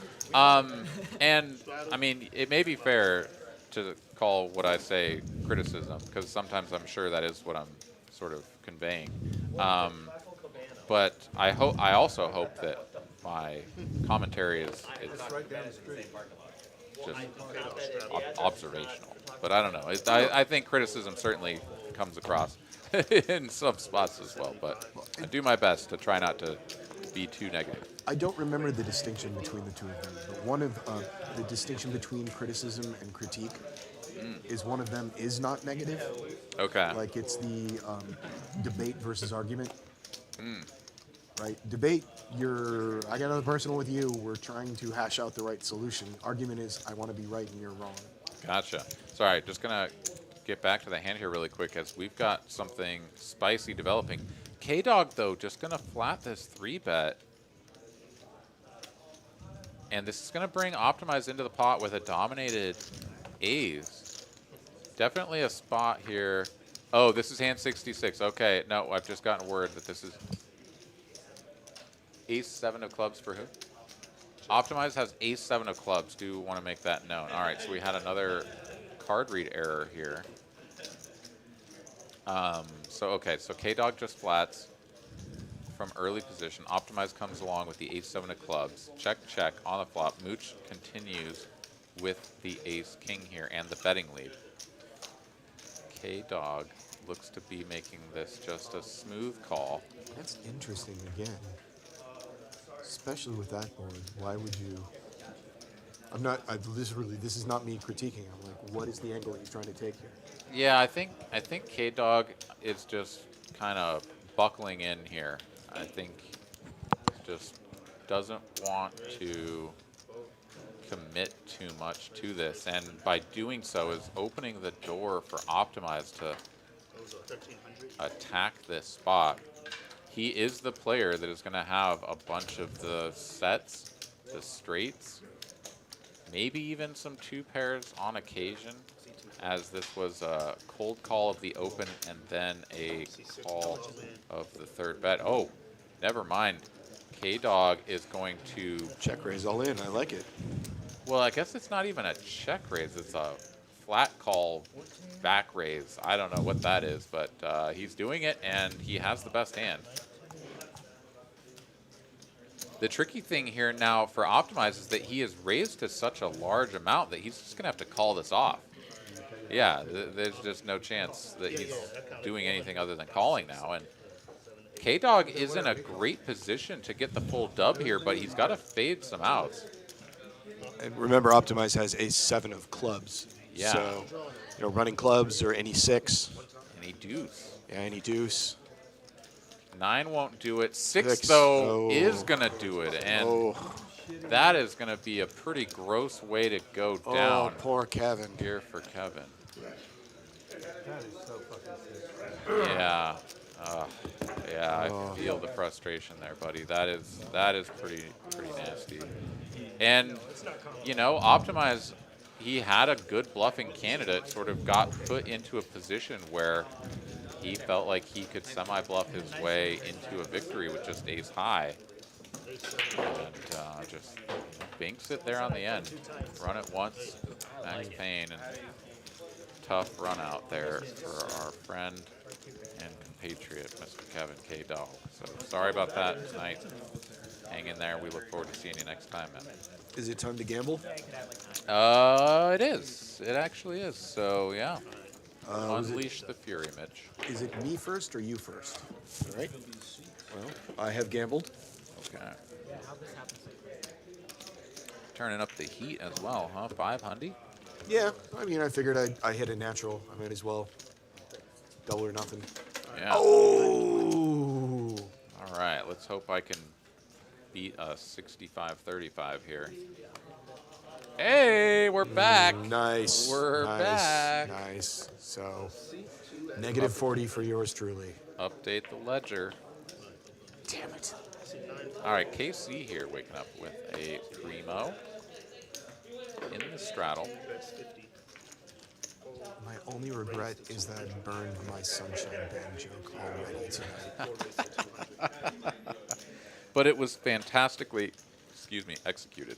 So, you know, you did good. Sai has queens. All right, another clash of the titans here. Ace King versus Queens. Sai just calling? No, he raised. Oh, 3-bet and a call. Okay. The Ace King not opting to go for a re-raise. Okay, so Sai here out of position against 3-bet caller.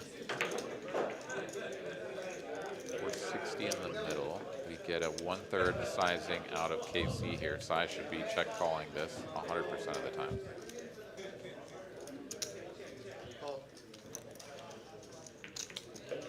A queen or running ace jack.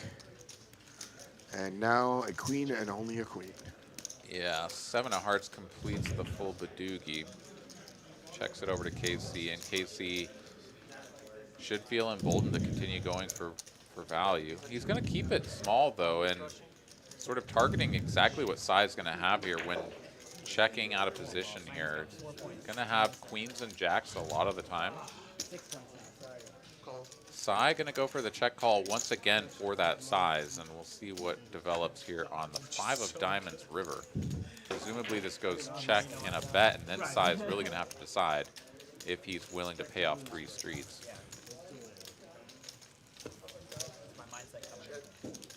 Problem for him is that he hard blocks the queen jack, the ace queens of the world, all of the hands that might just be sort of bluffing along here.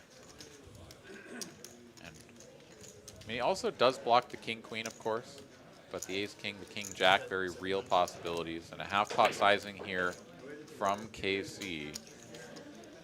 And Sai gonna go into the tank. I'm getting 3-1.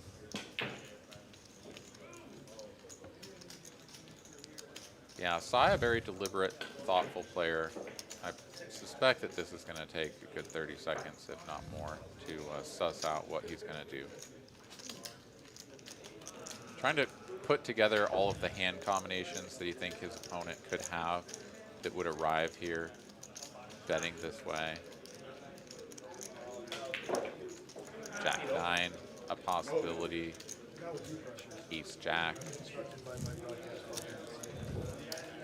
Of course, the queen jack and the ace queen go down in the number of combinations dramatically, holding 2 queens.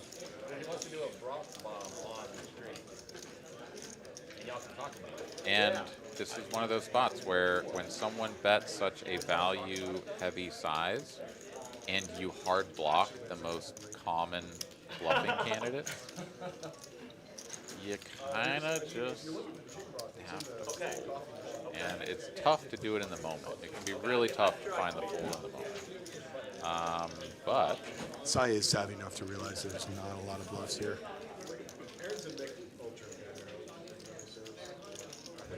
yeah, and I don't think that pretty much anyone, aside from maybe On, is going to like triple barrel a 10. And On no longer with us. This is, you know, KC over here. I think you don't give him credit for tripling with a 10. Sai is going to make the call, though. Just doesn't quite believe that his opponent should have enough kings to make this a fold, and gets shown the bad news.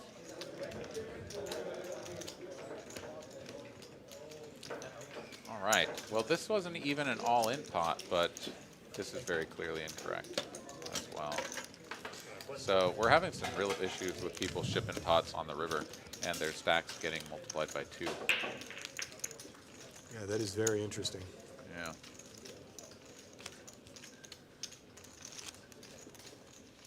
Wow, there's a name I haven't heard in a very long time. You know, I've not had a Jersey Mike sub in years. Yeah. But they've always been, like, my office used to be right by one, and they were always great subs. I don't know why I haven't had one in forever. I've never had a Jersey Mike's that was closer to me than something else, and so I never really, like, made an effort to go there and be like, I'm going to go to Jersey Mike's because I want to find out, like, how good they are or whatever. So, especially here in Texas, I've got a Chiba Hut like right down the road from me, and it's like Chiba Hut's awesome. So I got that. There's a thundercloud. It's actually even closer. I used to live right down the street on Mesa from Delaware Subs. Okay. And I loved Delaware Subs. Oh yeah. There's a couple of those here, I think. I've heard people say good things about them. I haven't been in there yet. All right, Sai is back in the streets, and he's got a pair of queens again. This time it is the best hand.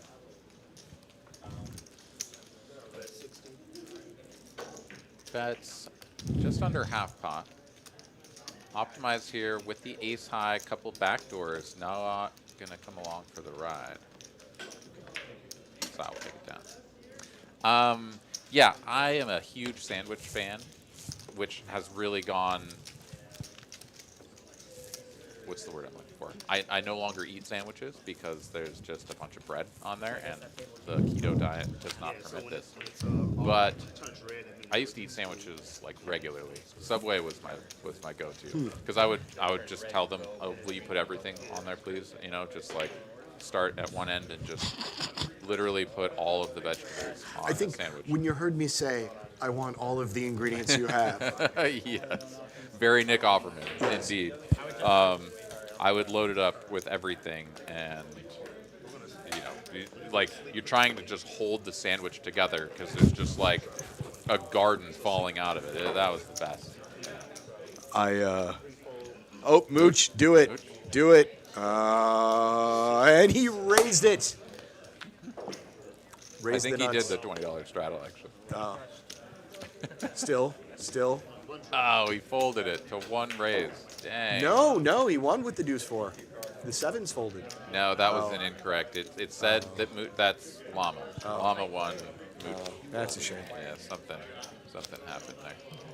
I was going to tell you, well, if you ever do get back on sandwiches, there's a place downtown called Hog Island Deli that I am not an expert on this. I'm not from Philly, but I used to work with a guy who was. Okay. He said it was the only decent cheesesteak in the entire city that he'd ever had. Man, cheesesteak. I'm getting real hungry now. I freaking love cheesesteak.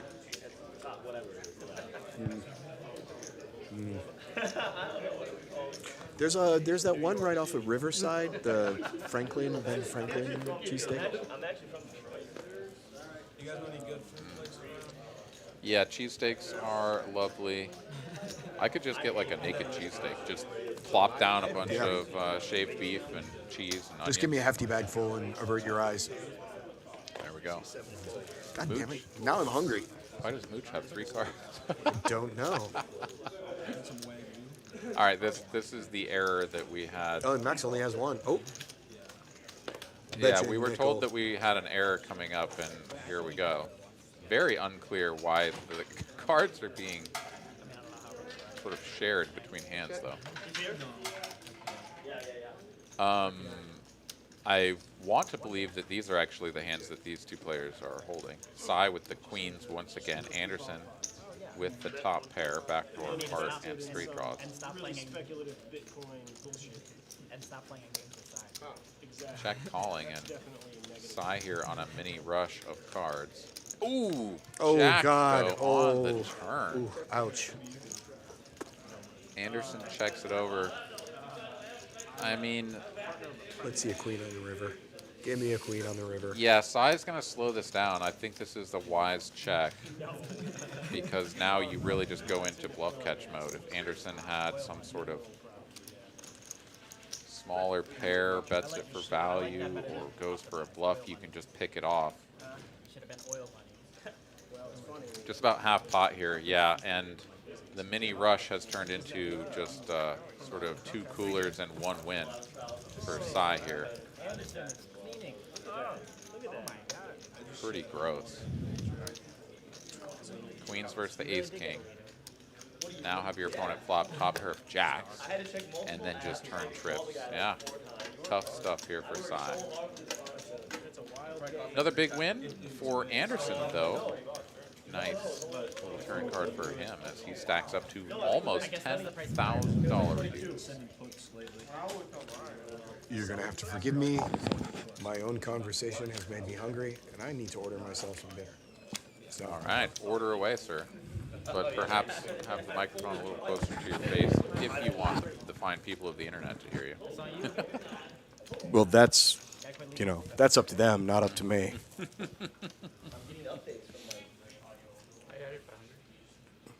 All right, onwards.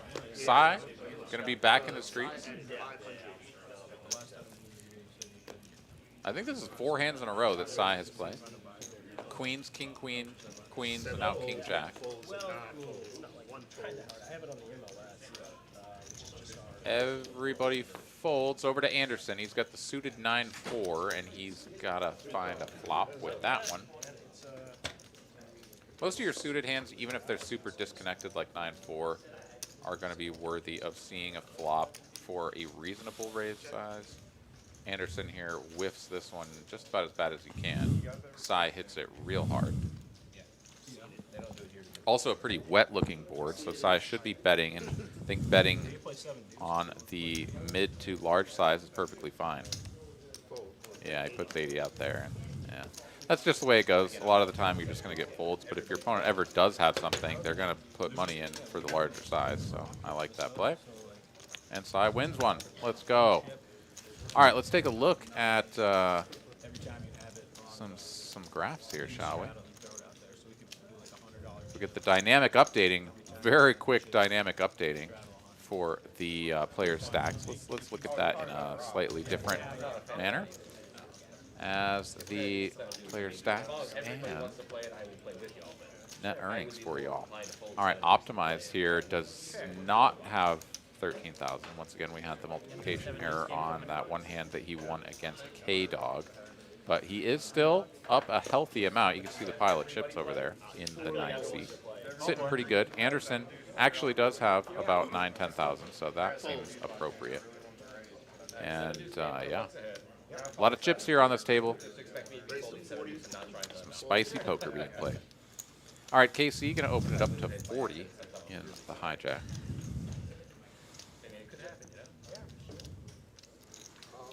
And Max is going to peel off a flop if he can from the button. Queen 9 off. This will invite Mooch and Anderson as well, so 4 players to a flop. Are you getting Jersey mics, or what are you? I'm going with the fallback option of Chipotle. Oh, the Chipotle. Have you been to the? I don't know how late they're open. Actually, I think they close at 9. Cabo Bob's. No, I have not. Yo, you have to. Cabo Bob's is actually, I think, better than Chipotle. All right. Fantastic. I mean, that's not a boldish statement because Chipotle is slightly above average. It's not anything great, but it's not bad either. Yeah. Anderson has an above average hand that's not bad, and that's a full house. Max has queen high, but appears to be betting. 110, so just under half pot. Anderson will make the call and heads up to the river queen of hearts for Max to make 7s full of queens, and was bluffing and now should be going for value. Let's see if he goes big or middling. Yeah, 225, another half pot bet, and he's going to show I got there, and Anderson will turn over the 4s. Oh, never mind. He didn't have queen 9. We have another misread. All right, the 4s are good. Max was bluffing with something that wasn't queen 9, and do apologize, folks. We're getting some glitches in the matrix here. So Max did not have that queen. Had like 10-9 or something like that for just the 10 high bluff. And Anderson stacks more chips into that growing mountain over there in seat number 3. If we don't, he's going to double up. Ragnar Overby says Chipotle is entirely mediocre. It's the Big Bang Theory of restaurants. I mean, I like Chipotle a lot, but I do think that that's a pretty accurate assessment from my perspective. Cabo Bob's is a cool, what I think, local Texas chain. I know they have several locations here in Austin, and it just tastes freaking amazing. Like, they make the tortilla right in front of you. Okay, that's the big distinction. They make the tortilla right in front of you. The vegetables and everything feel really fresh. They've got a lot of different varieties of vegetables. Like you can get roasted poblanos and stuff. Like, yeah, it's awesome. And then they've got several different types of salsa that you can do. I mean, obviously Chipotle does have that too. And then they've also got like creamy sauces too. So you can get your like salsa, your pico, and like a creamy. They've got like spicy ranch. They got like these different like house sauces that really add some pizzazz. So was as it well. kind of like Freebirds before they went downhill? I've never actually eaten at a Freebirds. Used to be great. All right. We've got Cowboys versus Nines here in what I can only imagine is a 3-bet pot, if not 4. Do apologize to everybody for missing out on the action here, but Llama gets checked too. This is small blind versus straddle. Check and a bet of 250. Effective third pair here with a backdoor straight draw, no spade. Pretty tough spot to continue here for Anderson, but he's been running good. And he's actually cutting out raising chips. This I would not recommend.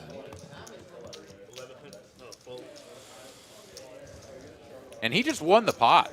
Wow. Llama just folded pocket kings like it was nothing. And Anderson just absolutely bulldozing. Bravo, sir. I mean, so here's the thing. When I say things like I would not recommend this, that's because from like my understanding of a game theory approach, like pocket nines just doesn't really do well as a check raise there. When you see someone execute it against an opponent that will fold basically top of range like that, I mean, you got to just give credit to the player though. Like, that's amazing. Well done, Anderson.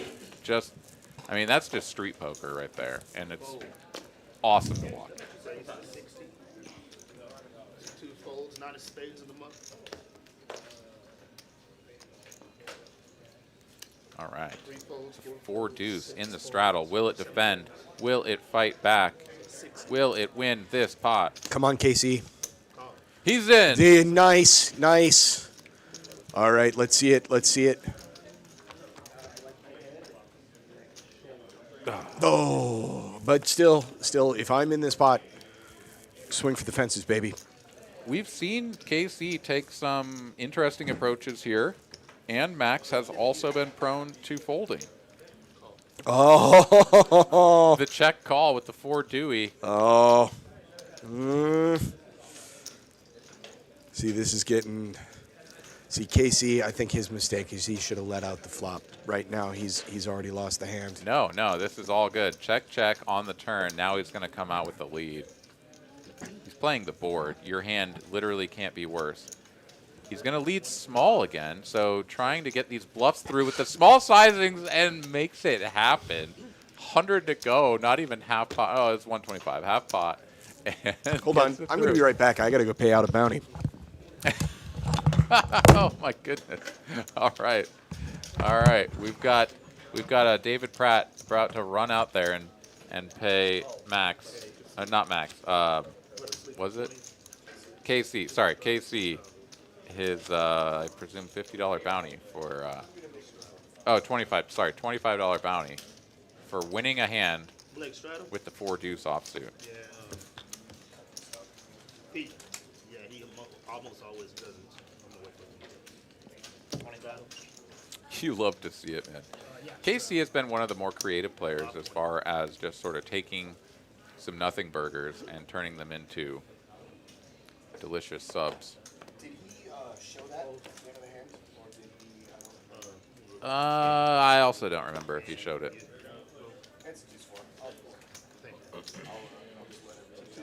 Okay, he probably didn't show it, but never know. 7 folds, 8 folds, Pay me. Oh my God. Pay me. and the new 7's getting paid. I know. All right, Anderson here is. I just tossed it back. Oh, we're playing the 7 deuce game. We are almost certainly, yeah, we are playing the 7 deuce game. All right, so I did not know this. And apparently for 100, because I just saw a whole bunch of chips go over to Anderson there as he takes down the pot with the 7 deuce offsuit. So there we go. 7 deuce game is live and for $100 ahead. So now we're all caught up. And who better to win the first bounty than Mr. Anderson? He has won just about everything else so far. Why not that? Running good, looking good, feeling good. He's still getting the massage that started 2 hours ago, so crushing it here is Mr. Anderson. And are we shotgunning beers over here? Is it a 15-minute? Looks like. Oh, in fact, Anderson has leveled up to the lovely Victoria from Laura. At 75. I'm here to help out. Both fantastic licensed massage therapists from Texas Royal Touch. All right, we're doing a shot followed by shotgunning a Mick Ultra. All right, Max, let's go. And he's got his 4 deuce. Reach the lane, not great. Oh, no, he's going to fold it. Yeah, Pratt will not be happy to hear about this. Did the shot, shotgunned the beer, then raised with the 4 deuce. He would have been Pratt's best friend for life. It's not to be. Would have flopped a nothing burger, but, you know. Llama here with middle pair and a gutty. JC with 2 overs and a gutty. Thank you, sir. Nice. Well, I'll fill you in on what you just missed out on here in a moment. As check over to Llama here on the turn. Now feeling pretty good about his second pair. Does go for the bet. KC will call. Heads up to the turn. Sorry, the river. Harmless king of spades. Likely to go check here as now Llama is maybe only getting value. Like, could he get value from a 5? Maybe. Oh, KC though has other plans. He's gonna rep this king. And I think this is a slam dunk bluff catch here from Llama. You chop with every 7. It's hard for him to have a 9. Didn't raise you on the turn, so unlikely to have a really strong hand like a 9. And what kind of kings does he have? But no, Llama gives him credit for it nonetheless, and he'll show him and get the table tap there. All right, so the way this hand started was that Max here in the 1 seat was in the straddle. Okay. And he does a shot of like whiskey or fireball or something, shotguns a Mick Ultra, and then looks down at 4 deuce off, and folds it. Oh. And had he played the hand, I was like, he would have been your best friend for life. Like, you guys would have been That soul would have been brothers. style perfect. Exactly. I mean, all he needed to do is have like an air horn and an American flag, and that would have been Bald just eagle on his shoulder. yeah. Yeah. That was the first time that I could not remember. Yeah. He could have completed the trifecta, but he didn't. Fold, we can raise to 75. Call. And we have the 7 deuce off, raising it for the love of the game. No, the 7 deuce game is on, Oh, it apparently. is? Somewhere in the mix, it became a thing because Anderson won the first bounty. And All right. it's apparently for 100 ahead. Yeah. Okay, well, that's meaningful. Mm-hmm. I am scrolling back up to see when we can gamble again, which is I think it's in, reasonably soon. It is soon. It's in 6 minutes. All right. And Optimize has queens versus 7 deuce. Ugh. Raise. Llama is going to click this back. Wow. Really going for it with the 7 deuce. Of all the people here to try to get this through, though, Optimize is not the guy. No, he's going to sniff this out. And he doesn't need to even sniff it out. I mean, you have queens. And you're getting 2.5 to 1 to call pre-flop with queens. Call. I mean, I say that, and at the same time, this looks pretty pretty spicy. Knowing that the 7 deuce game is on, just like as a minimum, you have to continue, right? Like the 7 deuce game is on. That's 16 combos of trash that instantly get merged into the like 4 betting range. And yeah, I don't know that Llama has a very wide 4 betting range, right? As most players don't. It's sort of, you know, aces, kings, ace, king, and now 7 deuce. So that's like half the combos. And the only thing that he might be able to rep here on this flop is ace king suited. I mean, obviously aces, kings, whatever, but like anything. Nope, there he goes. Good. That's his really only option. Oh my God. The Wow. best way to win with 7 deuce is to just make 2 pair and cooler your opponent's big pocket pair. I read that in a book somewhere. So Optimize now has got to feel like he is going to probe for equity denial and value here. Oh, this is the small, tiny little 1/6 pot size block? I mean, This is like a tickle bet. yeah, this one, I mean, so if he actually thought that Llama could have 7 deuce as part of his range here, he now does feel like there's a lot more stuff that he's scared of, I suppose. So you could go for this little tickle and just sort of see what develops. But I don't know. That bet size seems a little bit off to me. Perhaps he's giving himself an out is really what it is. Because if Llama were to go all in, he could fold. I mean, he could convince himself to fold.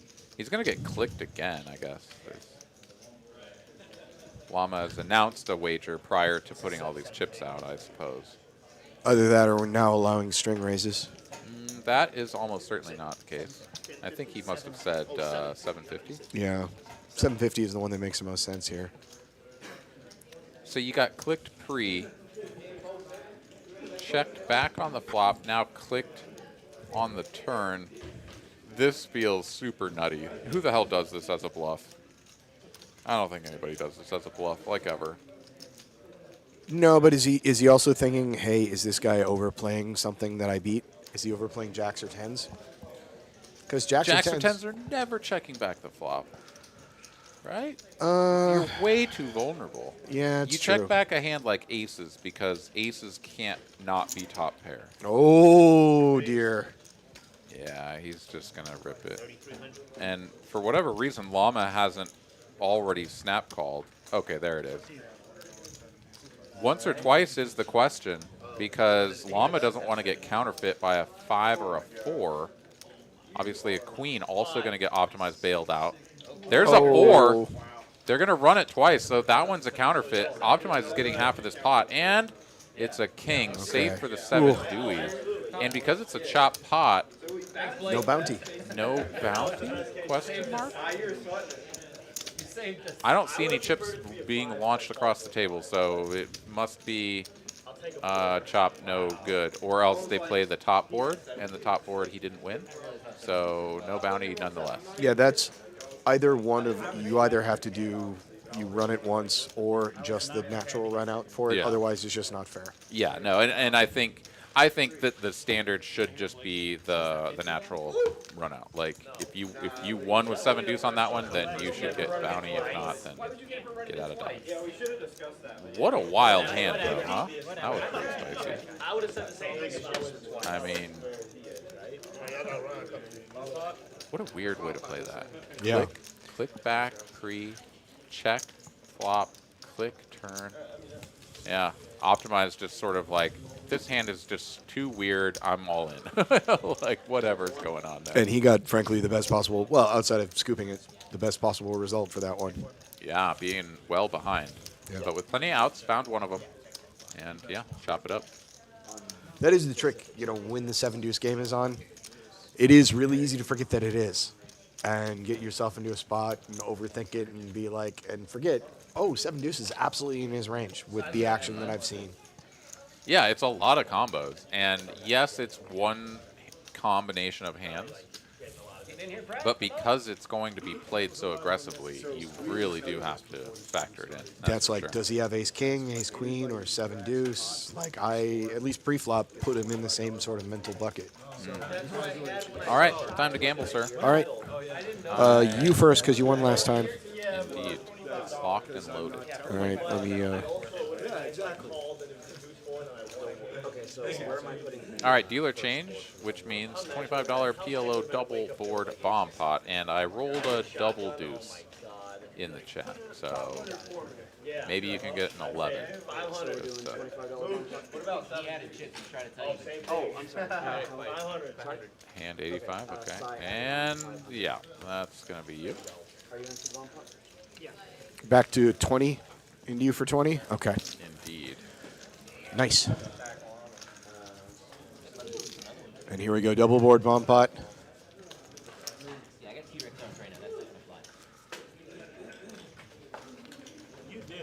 I forget when it was. It was somewhat recent in the past couple weeks, but I was playing at and bomb pot came around. And at this place, you don't get to do them terribly often. It's once a down. Okay. And somebody at the table didn't understand what they were asking and didn't really understand how it worked. And the dealer asked, 2 or 4 cards.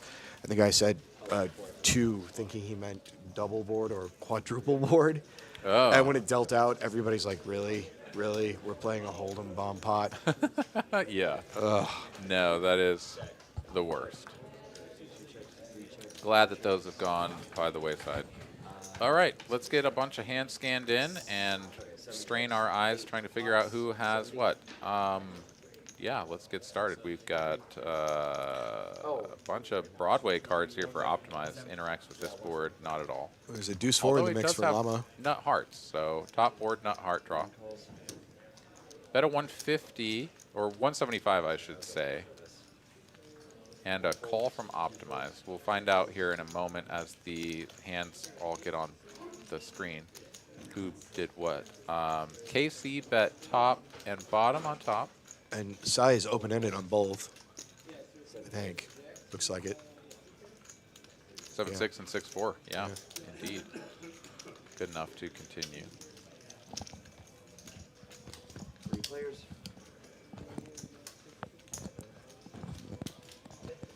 All right, hearts come in 4 checks. here for Optimize, and the straight for Psy. 8 checks. Casey gonna slow it down as you do when like nothing good for you happened and all the bad things. And I would here, I agree with this. I don't know if I'd make a pot size bet here because it's multi-way. I do maybe, yeah, I like that about half pot because I want them both to call. I have nuts on half of it, and the only way I'm going to make money from this is if I get them both to call. Well, or you could try to ship it right now while you can't lose, right? Because the board texture can always change, and if you're not drawing to anything on the other board, which he's not, then winning now is actually a perfectly good result, and in fact probably the preferable one.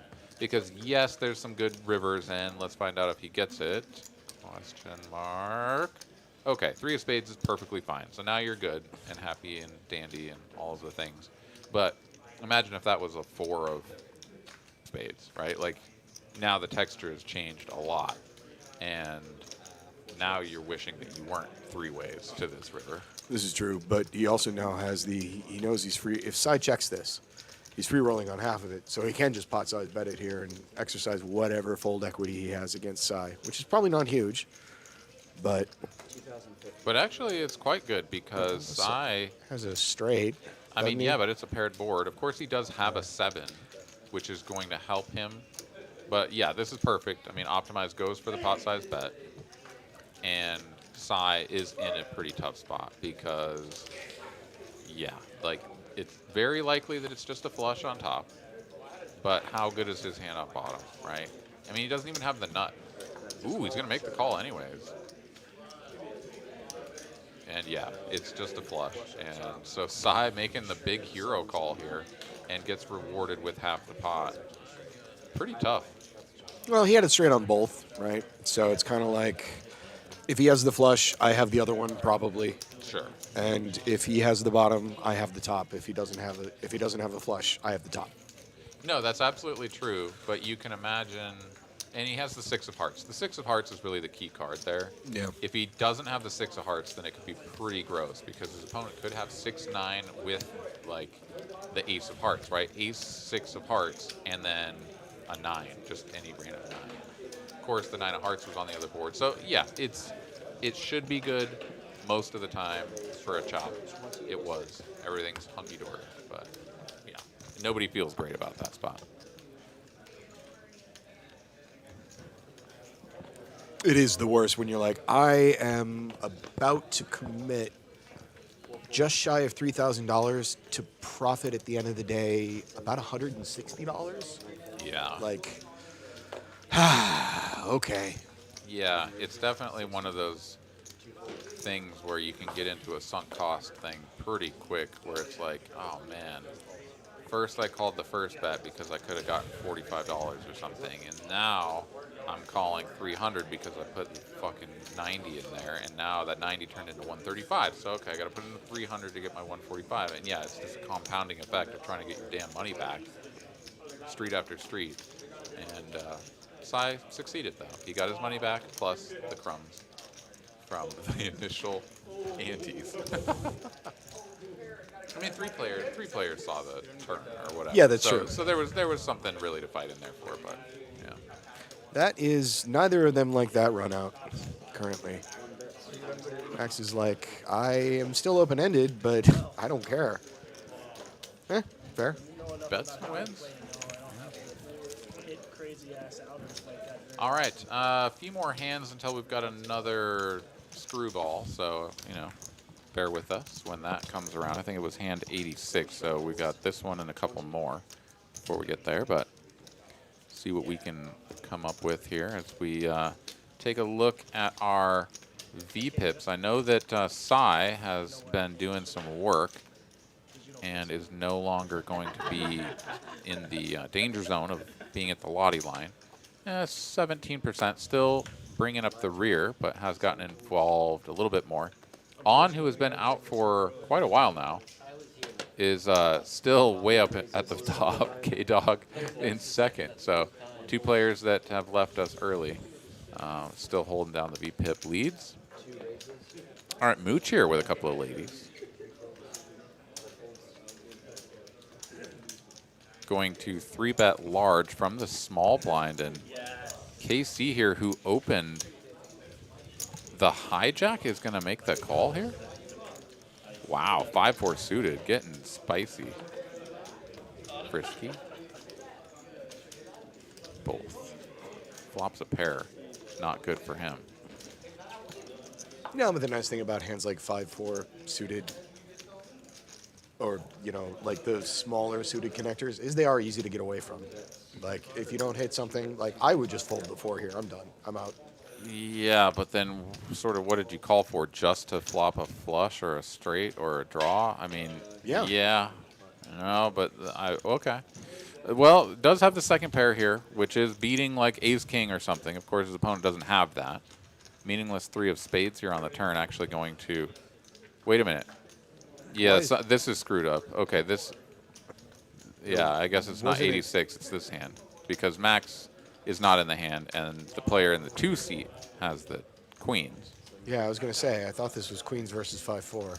Yeah, okay, so we've had some issues, but this is not max betting with the 7-6. This is, I already forgot his name. In the 2 seat, betting with the pocket queens. Okay. And KC here now has to decide if he wants to put another 750 into the middle with just a pair of 4s. It's also double suited here. We've got diamonds and spades on board. So even if his opponent is just sort of in here with like ace-king spades, ace-king diamonds, like he is not in a great shape against that. He's going to make the call, though, here. Really just sticky. KC holding on for dear life here. 6 of diamonds, front door diamonds now coming in. Your only chance here, buddy, is to turn that 5-4 into a bluff, and it's not getting through. I mean, maybe represent diamonds. Mooch. It's Mooch in the 2C. Okay, so Mooch here is going to bet 900. So down bets here for value, targeting a jack. Casey eyeing up the remaining stack from Mooch over there. And after you put the 900 in, he's got another maybe 25, 2,600, something like that behind. So that's a large raise from just like a money standpoint, not necessarily with respect to the pot. Do you think that you can ever get your opponent to fold a better hand by going all in? I don't know. Yeah, I don't think so. KC is also not sure as he is stewing. No, he's going to make the call. No. Yeah, it is just a call. It is just a call. I don't know why the button came out. That scared me. I thought he was freaking jammed all in, but this is just to have some confirmation for the cameras. And pocket queens there, getting 3 streets of value from what is effectively bottom pair. KC just a non-believer, putting on his seatbelt and strapping in. Gonna pay that one off, and pretty nice to get called on the river there and be good. And your opponent didn't have a jack? Like, damn. Nice. I guess we also have to remember that the 7 deuce is in play.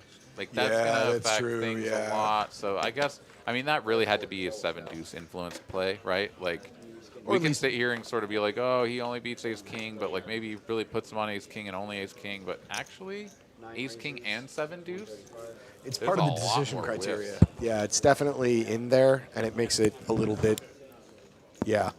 And here we go, 5-6 of clubs now, which is just going to go in the muck. Clubs are hot right now. And queens. No, queens are really hot right now. Queens have been around the table, I don't know, like 7 times or something stupid. So I had them in almost back-to-back hands. Optimized one with them. We just had Mooch win with them. And they're back in the mix. So what is this? The queens versus the 6-5 or what? I think so. Ooh, spicy flop here then. I got to stop saying spicy. I feel like I'm saying it too much. You ever do that? Like you say things and then realize that you say them a lot? Yes, I do. All right. Max here on his phone, inappropriately so. Going to put that away real quick. Perfect.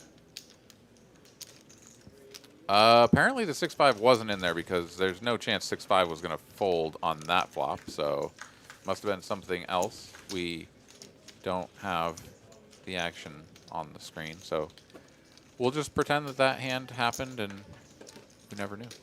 This was probably the wrinkle in time we were warned about.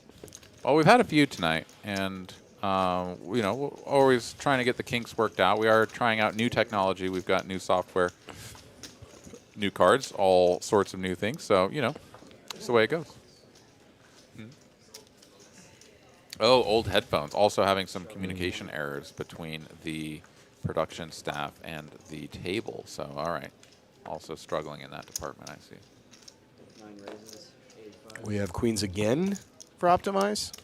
My goodness, this is just queens every hand. And Anderson waking up with a premium as well. Going to come in for a 3rd bet on the button. Low jack versus button interaction. This is very likely to be a 4-bet type situation. These are 2 of the deepest stacks at the table, though, as well. Optimize could definitely lean towards playing this one a little bit more cautiously. He's out of position, but no, he's going to raise this. I was going to say, if you're playing super deep and you don't want to just like bloat a pot to the point where things get really out of hand, you can start flatting hands like ace, king, and queens, jacks, 10s, you know, certainly 10s, but jacks and queens can start making their way in there just so that you have more strong hands that you can play out of position so that you don't just get into these infinitely deep, like crazy spots. Wow, 4 deuce would have been a good hand here, yeah. See, nobody ever sees it coming. They definitely wouldn't have here. This is also a 7 deuce game happening, so flatting with something like queens is also fine. Wow, this is different though. What about the donk lead here? can't say this one makes a ton of sense to me, but it looks like it is just going to get a call only from Anderson, so setting a price, and a small one at that. And he does have the ace of hearts, which is now useless, but on the flop. Could still rep things if another heart comes in, right? You know that your opponent doesn't have it, so you're the one that could have it, etc. Optimize going to slow things down here. Anderson checks it back. He's just happy to get to the river and see if he could find a pair, and he doesn't. It's a meaningless 7 of spades. And let's see if Optimize, after getting the check back here, now I think you have a mandatory small bet again. Like, if you ever think that he's got 7 deuce or ace king, like, you need to try to get paid by that, and a small size is the only thing that sort of works here. 500. He's not going to get paid by 7 deuce. 7 deuce is going to beat him. Oh no, he is, because it's 2 pair versus 2 pair. Yeah. Again, first time playing and commenting on poker. Yeah, no, it's cool. Welcome, welcome. So 1,300. Yeah, that's just, I don't know, right? Like, I guess jacks. Exactly jacks. I don't know. I think the size is just a little too big there. It's either a check or a small bet for me. But I mean, 1,300 wasn't huge, but I don't think that you can get called by worse. Yeah, I don't think there's much that's. I mean, you make it like 300 or 400, you're probably getting a call, but. Yeah, no, I mean, I think 5 was sort of appropriate there. Oh. The whole hand was just sort of bizarre, though. Like, I don't know. It's always tough to analyze some of these spots where you start going down the game tree in a way that is just very unorthodox, because I just don't have a ton of experience with that. And, you know, like, I love mixing in the, like, really small bets and going for blocks and things, but, like, you know, generally I try to find lines where it kind of fits into the flow. Just like, here we go, we got to this, like, 3-bet pot, and you have the range advantage, and then I just, like, donk into you for, you know, 1/5 pot. I don't know how to think about that. It's tough. But Optimize played it to the point where he got some extra value out of Anderson and faded all of the overcards that he needed to. Let's see earnings for the evening. Got size exactly at even. Treading water there for our boy Cy. Llama down just a smidge. Him and Max have basically traded about $400 or $500. Mooch, the only remaining player who is in the hole, to the tune of about $2.5K. Kevin and Ammonia were the two previous opponents. Dude, the big pairs are just everywhere. All right, Cy with 2 cowboys now. Getting re-raised here on the button. So opening to 35 on the $10 straddle. It's 3-bet on the button. Llama now going to quickly let it go, and Cy will get no additional money from his opponent. It's always a disappointing when you. That's not a walk, but when you get something like this, when you have aces or kings, and you're just like, okay, I won, I'll take it. I actually prefer it like when you have ace king or jack, and you make a nice big 3-bet and they fold to you. I'm like, okay, great, this is the best possible result. Oh, for sure. Yeah, no, a lot of times people will. I've seen this plenty of times in tournaments too. They'll open or 3-bet with ace king, and everybody will fold, and they'll, like, frustratingly turn it over and act like, you know? And it's like, you won with no pair. Yeah. Like, that's pretty good. And especially in a tournament where just, like, accumulating any amount of chips at all is always a great thing. You know, that's a win. And, yeah, like, obviously it is sort of frustrating when it, like, folds to you, you get a walk in the big blind or the straddle, and you have aces, right? Like, of course, that's frustrating, because aces is like a different class. It's the number one. But yeah, I'll always just sort of chuckle on the inside when people get frustrated when people fold to their ace king or ace queen or whatever. You're like, no, that's just fine. This is actually kind of what I wanted, because I'm pretty sure if you call, I'm probably flipping. Well, I mean, it doesn't really matter what the equities are as far as just the overall strength of the hand. Like it's just ace high, Yeah. and you know, you won. That was pretty good. I mean, anytime you don't even have to get to like make a poker hand. Like you won with 2 cards. Like that's not a poker hand, right? You need 5 cards to actually make a poker hand. And you won before you even got there. Like that's okay. Let's see here. We've got an 8 of diamonds here, which was an out for someone, and that someone would be Llama. Makes it straight for him. 4, 5, 6, 7. 8, 9. Yeah. 1, 2, 3, 4, 5, 6, 7, 8, 9. Max here with a pretty reasonable hand to bluff catch with as well. I mean, the front door clubs, the back door hearts missed. He doesn't have either of those. He also hard blocks the 10-6. Llama's going to bet 225 here, though. This is almost full pot. Max hasn't shown himself to be the bluff catching type. He's folded some pretty strong hands here in the past, but let's see if he can get away from this one. The answer is no. He's going to make the call. I think that's the correct call. In this instance, he's going to find out that he has actually lost an additional $225. But yeah, no club, no heart. You've got a 10. The 9's on board. It's like 2 pairs, you know, aren't really working for anybody else. It's a good call.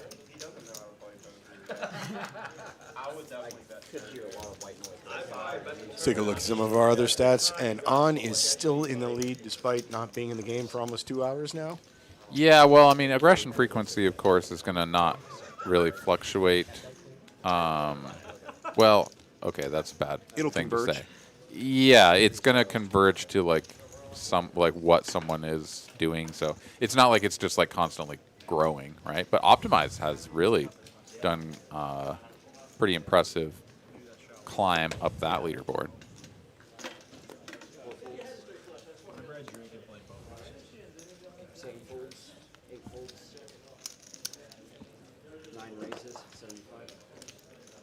All right, the big pairs continue to move around the table as Optimize is going to raise to 75 and Max going to wake up with number 1. Words or herds. American Airlines.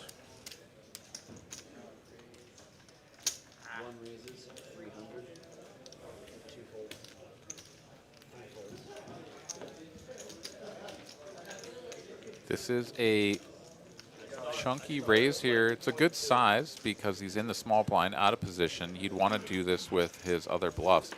Optimize, just going to ditch the 9s.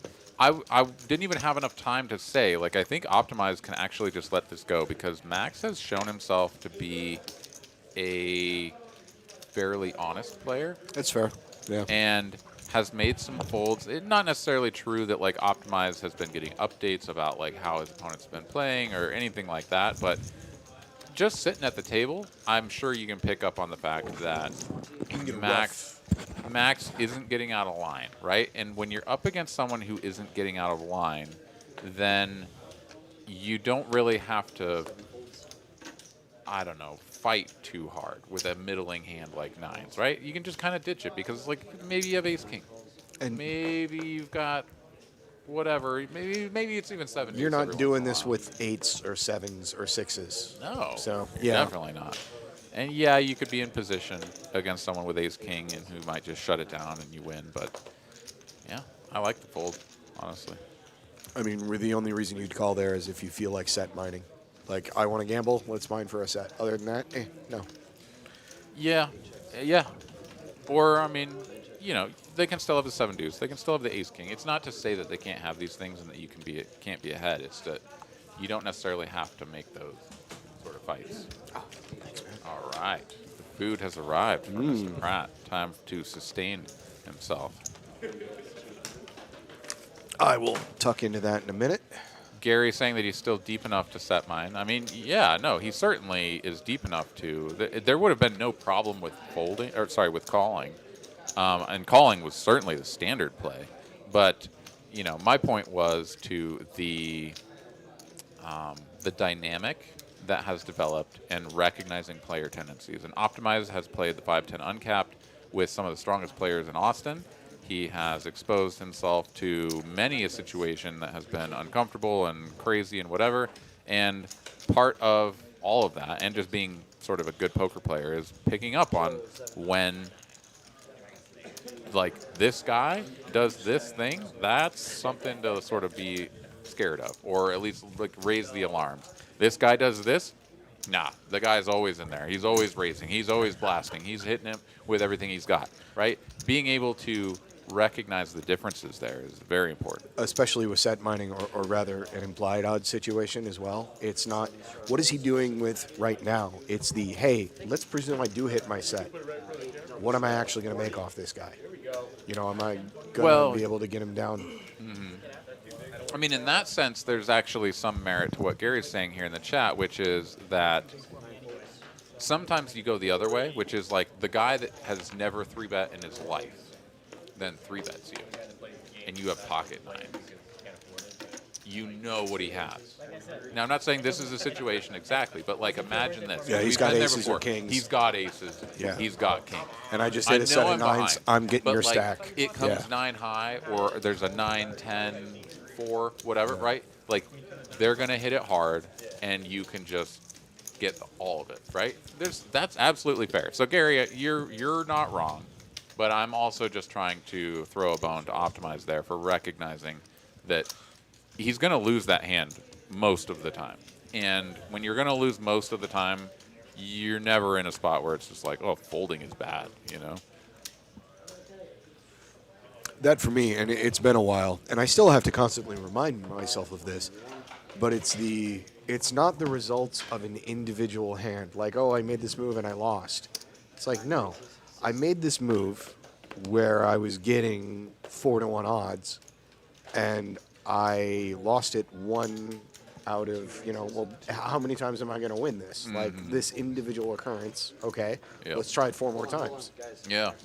Yeah, and we don't, as human beings, have the ability to really, like, internalize that well, right? Like, that's where the really good players come in, where they sort all of this stuff out into frequencies and percentages and stuff, and then just own that. But like, I don't actually have to have 100 data points and I won 67 of them in order to make myself feel good about the play. Like, I know that it's 67%. That's the line. I was getting these odds, and that was enough to where my couple percent edge applied frequently enough, or applied over and over and over, is going to add up, and you just keep doing it. You just keep doing it over and over. That's all that we do. And statistics are just what they are. Yeah. It just works out in the long run. And of course, we're human beings, and we can only play so many hands of poker to get to that sort of illusion of infinite enough data set to make us all happy. But we keep trying. And as long as you play solid, like as long as you just apply solid fundamental poker theory in some aspect of your game, you're going to be doing pretty good. All right. When you talk about common mental fallacies that people have, do we have a hand here? We sort of do. It's a top pair versus 2 overs and a gutty, so unless KC does something KC-like or hits a 10 or a queen, which he doesn't. All right.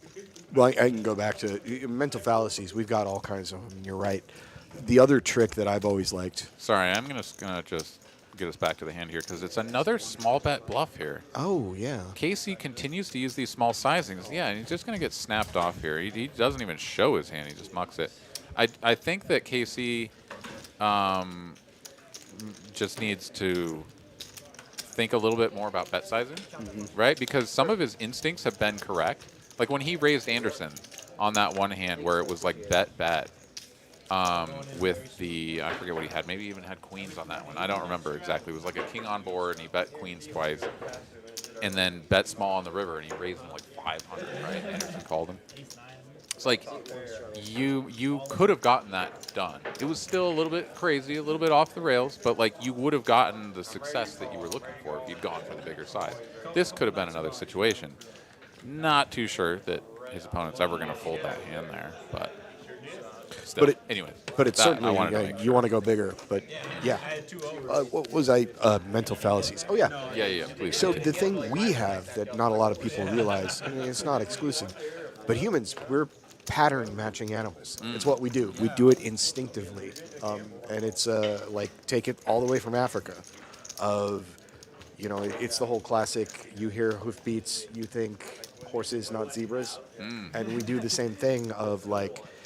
Yeah, if I hear a growling, I'm going to think it's a lion no matter what it is because Okay. my odds are, hey, I don't care if it's a house cat. There's no negative effects for me mismatching that pattern. Okay. So Yeah. we've kind of grown to be very, very good pattern matching animals. Oh, sure. We're the best. And the We're trick on is, top. oh yeah, well, apex of the food chain. Well, polar bears, I guess maybe. Dude, they got nothing on us. No, polar bear will destroy you and your family to like 9 generations, dude. Well, yeah, but like, come at me, bro. Like, Yeah, and it'll render you to atoms in about 3 seconds. listen, come on. We're not talking about a cage match here, okay? Like, I have tools. He doesn't. Doesn't matter against a polar bear. You got. Oh, yeah. no. Yeah, no. Uh, I could. Imagine like the T-1000 combined with Freddy Krueger. That is a polar bear, my friend. I'm not talking about wanting to hand-to-hand combat a polar bear and think I'm going to come out like some sort of like I just Chuck Norris this freaking polar bear into oblivion. No. Okay, are you saying, oh, give me time to set up like a vast Home Alone situation of booby traps and bombs? No, and stuff? all I need is 'Cause a then firearm. Maybe you got a chance. All I need is a firearm. Oh, really? Okay, so if you do have a nice rifle, make sure that you file off the front sight of that rifle. It'll make it much more effective, and it'll hurt less when the bear shoves it up your ass. Oh, okay. All right. I've got a wonderful image in my mind. Yeah. We have 2 players here with pairs, 7s versus 8s, and they find a 6-high board with a couple of deuces out there, so plenty of chips could go in the middle. This is Optimize and Psy, 2 of the more experienced players at the table. Let's see how this hand develops. 150 in the middle, bet of 60 here from Psy. Optimize could go both directions here, calling and raising, both fine. He's just going to call.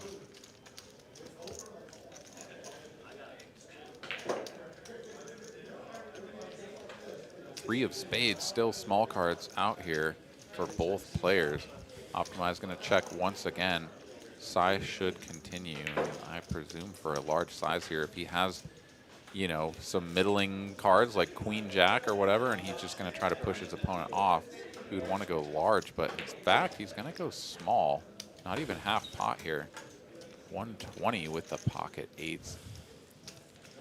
The thing here is that I guess he's trying to get called by ace high for this size, which is certainly possible, although you'd also be fine with ace highs folding. So not too sure about the sizing here.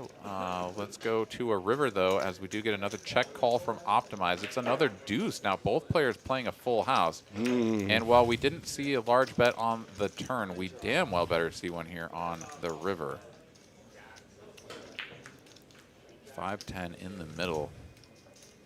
Sai should be attacking the 6s, pocket 5s, pocket 4s, pocket 7s of the world very aggressively.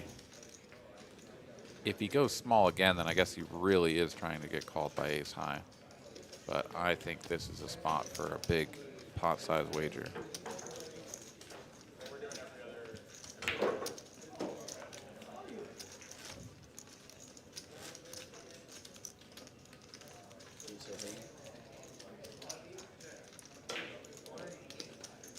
And the reason that I say that, right, some people will be like, wait, why would you say that, right? You can see the cards, you know what he's got, of course you're going to say that. But the thing is that, like, if you want to think about what you're targeting, there's only so many, like, real hands on this board, right? Like, there's a 6, there's a 3, and then there's, like, pocket 7s and below that are the things that, like, make full houses. Mm-hmm. And that's a real hand. And then there's just, like, ace highs, and that's it, right? So if there's only a few hands of value, then you want to go big.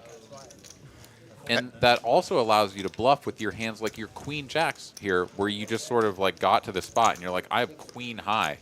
Like, if I'm going to try to get him to fold ace high, I need to bet big. Yeah, you actually need to go over pot, I would argue, on this one. If you have queen high, it's $500 pot. If I have queen high here and I want to bluff him off of it, I'm making it like $800. Yeah, which then leads to a question of whether or not you're splitting your range. Are you betting a certain amount with your value and you're betting a different one with your bluffs? And you have to be really careful about that. So picking a size where you're going to bet it with your bluffs and with your value is sort of integral to being balanced. So if Cy was going to get to that spot, pardon me, with like queen jack of spades and then bet 400 as a bluff, then okay, like that's the same line. But anyways, that's sort of the thought process. That's always The rush continues for Cy interesting. with pocket J wins. Yeah, he's up against a real hand, though, from Anderson in the straddle position, and Optimize getting a little frisky here on the button as well. King Queen suited is, I have made one natural royal in my life, and it was with King Queen suited. That sounds right. Anderson ditches the King Queen suited, though. Probably aim it up. Interesting.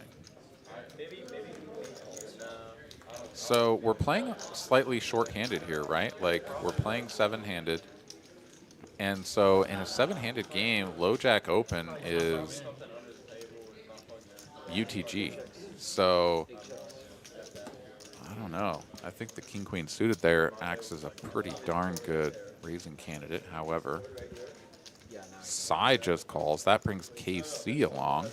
Both Optimize and KC both going to flop bottom pair. Checks over to Optimize as the pre-flop aggressor. He's going to continue for half pot. And is Cy going to check raise this?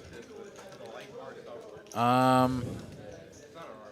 don't think that's Cy's style here. I think this is much more likely to be a check call. Could be wrong, but yeah, this feels more likely. KC is in here as well. This is very bold. It's a 3 on the turn, and Optimize is rewarded with his 4-3 suited play, 2 pair on the turn. See, that's why I personally, this precise scenario is what I am terrified of when I have a, if I'm Cy here, on the flop, I would have check raised huge. Yeah, I mean, you'd basically be committing your whole stack into an uncapped range, and that is dangerous. Yeah. The good thing about having something like jacks in your calling range is that you've got some really strong hands that can't just be exploited, because then you're, like, if your calling range is just always medium strength hands, and you always, like, check jam or check raise with your best hands, then, like, you get gutted, and you end up in a really tough spot. Cy just gets out of here. He's just going to take the sort of, he still has a player behind too, so it actually makes a lot of sense to ditch the jacks there against this large sizing on the turn. Optimize turns over the 4-3 suited. Is happy to show that one down. Like, hey, I had 4 high and then I had 2 pairs, so get wrecked. But yeah, I don't know. I mean, he was okay with The check raise multi-way. I play with like Dylan a fair Yeah, maybe now that I think about it, check raise not wise. Maybe if I had a set, I would have check raised there for value. Oh, well, check raising sets is always a different story, because you build a pot with a top of range hand. I mean, that makes a lot of sense. The reason that jacks makes a good middling, it's still towards the top of your range, but it makes more sense to sort of keep that one in there, is that your hand can still be behind, right? Like a set, if you're behind with a set, you're just losing all your chips, right? But you want to get all the chips in. If you're behind with jacks, you're fine with keeping the pot manageable, because you're going to win when you're ahead, or you're going to have to fade some fucked up runouts, and who knows what those are going to look like, because there's still 2 cards to come. There's spades out there. You don't have a spade, right? There's all these things going on. And again, it's really just about having a nice range balance of, I've got some good hands, I've got some trash that I'm just going to fold. And then I've got like my bad gut shots. Like, imagine that he had, you know, what was it? 4, 5, 10, 4, 5, right? So if Sai has like 8, 7, no spade or something, right? Like he could check raise that. It's true. Yeah. You know, just to have like a hand, like I can check raise you, and then if you call or re-raise me, then I just ditch it. You know, you want to have some hands that can do all of the different actions in all the different categories, and also have enough strength in all of them. So this is why I like doing these things with you, Aaron. I feel smarter and I'm actually deadly serious. I feel smarter every time I leave one of these. It's awesome. Well, good. I'm glad. And I'm by no means the cream of the crop, but I do my best to learn and get better and try to put some thought into things. So I appreciate that. I hope that everybody watching is enjoying, they get something out of the commentary and out of watching this fine programming here on TCH Live on YouTube. Well, I think the question that everybody's wondering is, would you prefer a Cape Buffalo, a hippo, a great white shark, or a polar bear? If you had to pick one to be like cage match, and if you win, you know, you're king for life. If you lose, you're dead. You have to do it. And What are my options again? A like Cape you're gonna Buffalo. you're gonna play Running Man versus it. Like, hey, this is blood sport. You Yeah. know. A Cape Buffalo, a great white. A Cape A Buffalo, polar bear. a polar bear, or a hippo. Oh God, I guess. The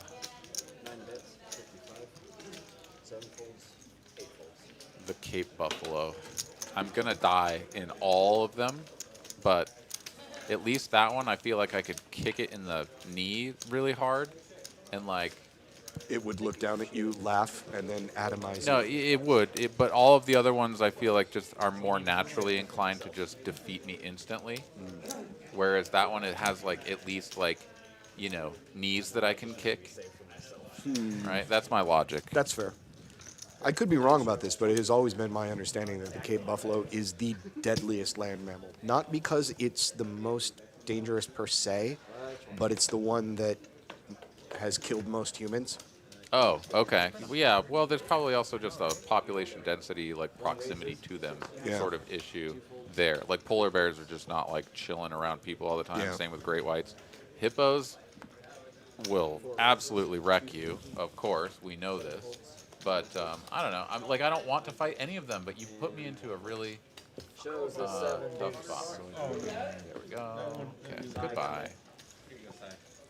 Sai here wins with the 7 deuce and collects some bounties. Let's go. $100 from every player here winning with the 7 Dewey. That's always fun. It is. It just feels great when it happens. God, but it sucks when you dust off your whole stack trying to win with 7 deuce. How many times have we done that shit? It happens. It All also right. feels really great when you win a giant pot with somebody who has 7 deuce and is trying to die. All right, we're gonna look at a line graph here if I can get the buttons to click, and I can't. Hold on. Let me use my magic computer skills here. Oh yeah. Oh no, it just needed some time. All right, we're gonna do this hand, and then we're gonna look at the overtime hand history per whatever the word is I'm looking for. Words are hard. Progression between Optimize and Sai. That's what I wanted to look at. KC is all in. I was like for 5.8K, but again, he does not have that much. We haven't reset his stack. He has substantially less than 5K. Does get it through though. Everybody folds. Do we want to pop this guy up? Yeah. Well, let's look at him inside though. It's gonna be a little weird because the stacks keep getting screwy, but let's go ahead and peep this. Oh, there's a solid bit of lag on the line plots as well. Oh, in fact, it won't even show size. I think we're sort of overloading the memory or something. This is... Let me put on my nerd glasses here. Nerd glasses engaged. This is absolutely... There we go. This is latency from... This is not on the client side. This is talking to the back end. Talking to the back end is always going to cause By problems. the way, that'll be $400 for debugging fees. All right. Well, we've got a plot, and the other plot is lagging. So let's. Oh, wait. Oh no. And I don't know if I have the ability to dismiss this now. No, you don't. But perhaps. Loyal viewers, we are quite sorry. Very, very soon, the moment we can dismiss this, we will. But as you can see, Optimize jumped up 10K, played a few hands, then dusted it all off, but has been back on the up and up. Of course, that was due to the in-game bug. But truthfully, Optimize here has been running well. Pretty nice little, just whatever I'm looking for here, trend line in the positive direction. It's called monotonically increasing. Yep. KC here opens with the AK offsuit from the cutoff. I'm Takes really it down. fun at parties, by the way. Yeah, no, there's one later, actually, that you should totally go to. It's just somewhere else. Nice I'm answer. sorry. Nice dude. answer. No, I was Nice trying answer. to dig on you, and then it just like was way too harsh, but I thought it was kind of funny I can in take my it. head. As long as you don't try and stuff me in a locker, I'm fine with it. Oh, dude, I know. I was always the guy getting. I was the stuff E, not the stuffer. So don't worry, man. I know what this is.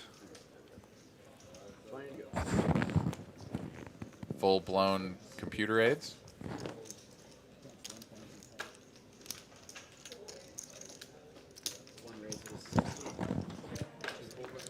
Mr. Pratt has opened the source code and has analyzed the issue and is fully aware.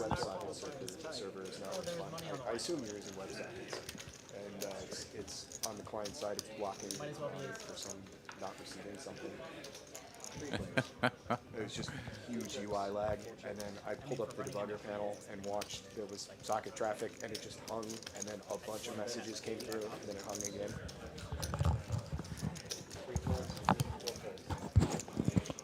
I'm really unhappy. That'll be another $400, please. $400 an hour. All right, we've got Max here turning the club flush. Anderson here on a pair of jacks. It's Yeah, I can everything that he has. It's not All right, Max is going to go ahead and bet with the flush. Takes it down. Ragnar here. Whoa, y'all are nerds, all caps. No, that is full blown. So Pratt here, an understander of the interwebs. completely. Yeah. You know, if you talked to me 25 years ago, even more than that, like, you're a nerd, I would have been like, no, I'm not. I'm cool. I'm cool. I know what you're talking about. Today, I'm like, yeah, I'm a nerd. It's kind of awesome. I You should try also it. embrace it and have for some time because like nerds run the world, and at the same time it's just good to be able to embrace who you are. Yeah, it's kind of We're fun. we're nerds. Like, I know how to build things, and I like to build things, and it's fun to know things. Yeah. And I'm actually, like, kind of cool and fun at parties, despite what I just said a minute ago. No, of that I'm certain. And no, we'll have to go to a party sometime, and we'll freaking be the life of the party. Cy here is going to be the life of his own party, raising it up from the big blind, ace jack offsuit, and winning at life. Let's go, Cy. Yeah, let's take our lives into our own hands here. Let's go back to the net earnings graph. Unleash the fury, Mitch. There you have it. Anderson still sitting up the top. Optimized, though, not far behind in terms of overall chip stack, and his earnings just down about 1.5K. Those two, the biggest winners, KC and Cy, also in the black/green. every season. I feel so important. I'm able to, affect what's on the video. Is this what being a producer is like? Like a big-time real TV producer? Totally, dude. Like, is this you made the big Super time. Bowl? Yeah. No, cool. you're in, man. Cool. You made it. I'm going to fly up to Chicago this weekend and just walk into the Cubs broadcast booth and be like, guys, I don't know. I'm here. Get on my way. Step I know out you've of been waiting a while for me. Yeah. I wish you luck in your new calling. All right, we have a bunch of Broadways here, and Casey once again all in for his relatively short stack. This is not $6,000. Yeah, this is more like probably what? I don't think he even has 1,000.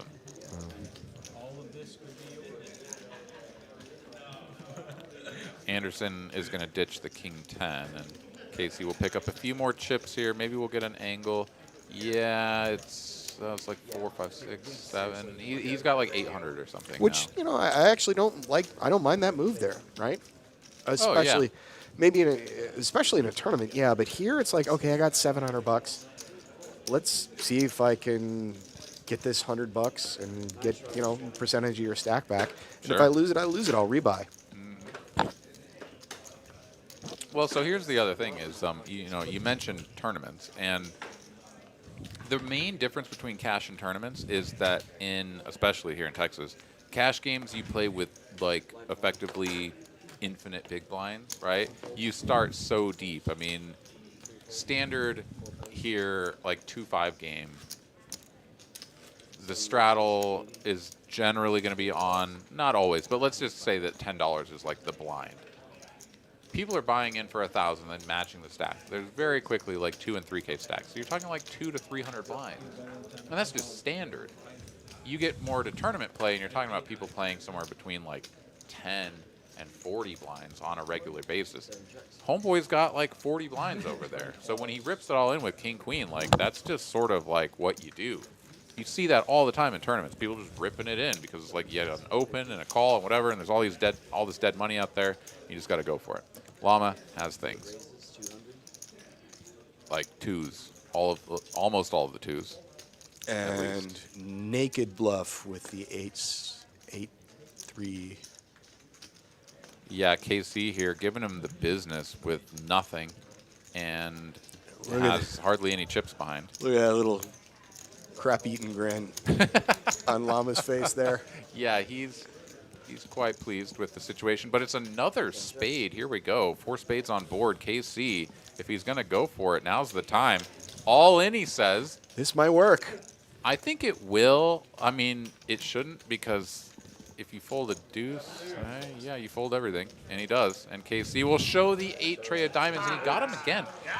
Now he doesn't even give him the table tap and the nice hand well played, right? Like, I think KC's sort of aggressive antics here and getting away with it has started to take its toll on Mr. Llama here. It might cost him the next time he tries this, too. He needs to be very aware that everybody knows this is the mood he's in. He's gotten away with so many of these already. I mean, well, he's also gotten tuned up, right? Like, let's not forget that he is stuck a good amount.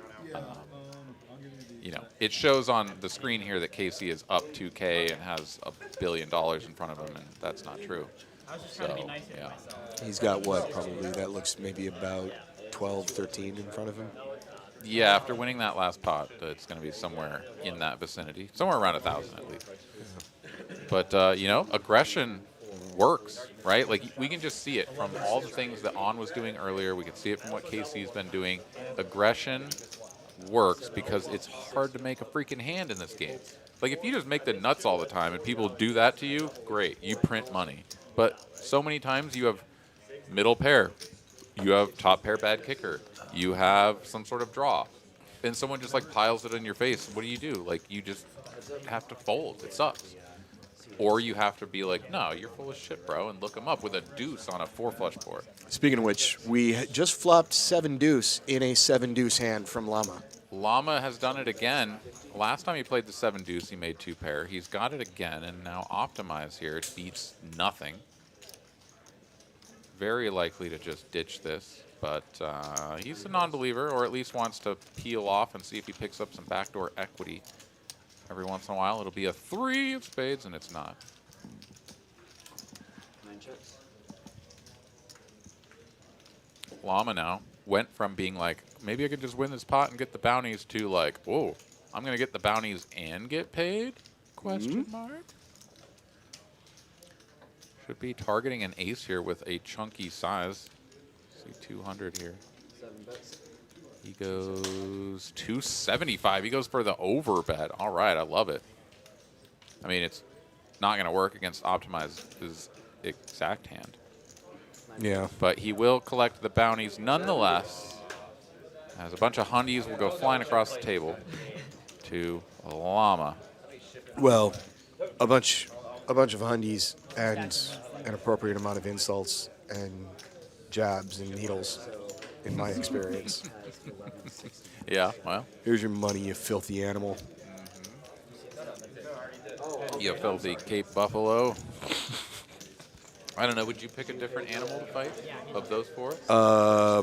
Honestly, well, the easy trick answer is, yeah, I'll go with a great white shark, because look where I am right now. Come and get me, bro.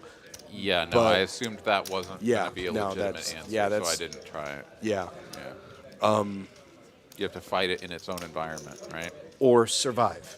Like, escape and survive. Yeah, no, I don't want to do any of those things. But it's sort of like, do you remember Coneheads? Yeah. That was such a great movie. You must snarfle the Garflack. You know, when you had to fight that giant freaking monster at the end? God, it's been so long since.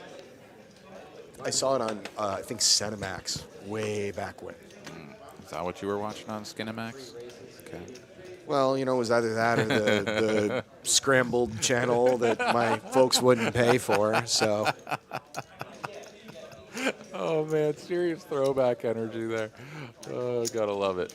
All right, let's get back to this hand really quick. We got Queen 10 suited, Queen 9 suited, and some sixes that got folded? Who's folding sixes? That's a penalty. Seriously, should be a penalty. Well, they didn't flop a set, but nobody made a pair, so should have been in there. Optimize and Anderson both whiffing this flop. Optimize, of course, does have the slightly better hand and a gutty. And drills it instantly because he's optimized, and that's how we roll. Is that a king? I think so. In my mind, that's a king. It kind of looks like one. That's a king. That's definitely a king. Yeah, Optimize definitely just smashed Broadway, which is the nuts, and Anderson will fold, and Optimize will show it just to be like, yeah, I'm running really good, so get out my way, bitches. I don't hear him speaking. That I just don't picture that. No, that was verbatim. Oh. Yeah. Are you an impressionist now? No, I was just channeling my inner Optimize. All right, it's time to wager because we've got one more here. And I believe I won last time, didn't I? I mean, I'm still stuck 20. Yeah, you're stuck, but you won the last one. Okay, so I'm going to go this first time. Let's see if I can do another natural 100 tonight. You lost 173. I was already informed, but thanks for needling it in again. I'm down 300. Let's find out. Well, Alice took the 87. Let's hope you got a 12 in you. Feeling like a 12 incoming.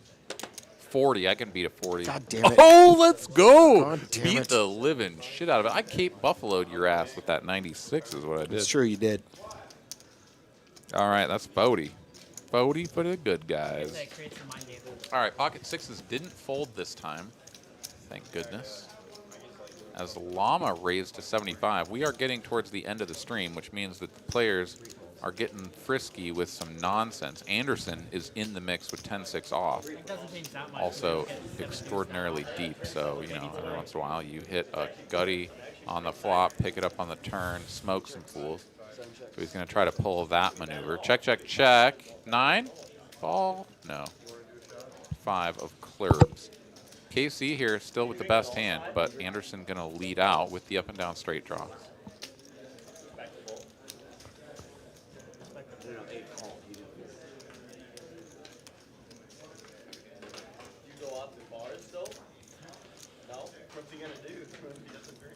Gets called by KC. King of spades here on the end. Anderson continues bluffing with the 10 high.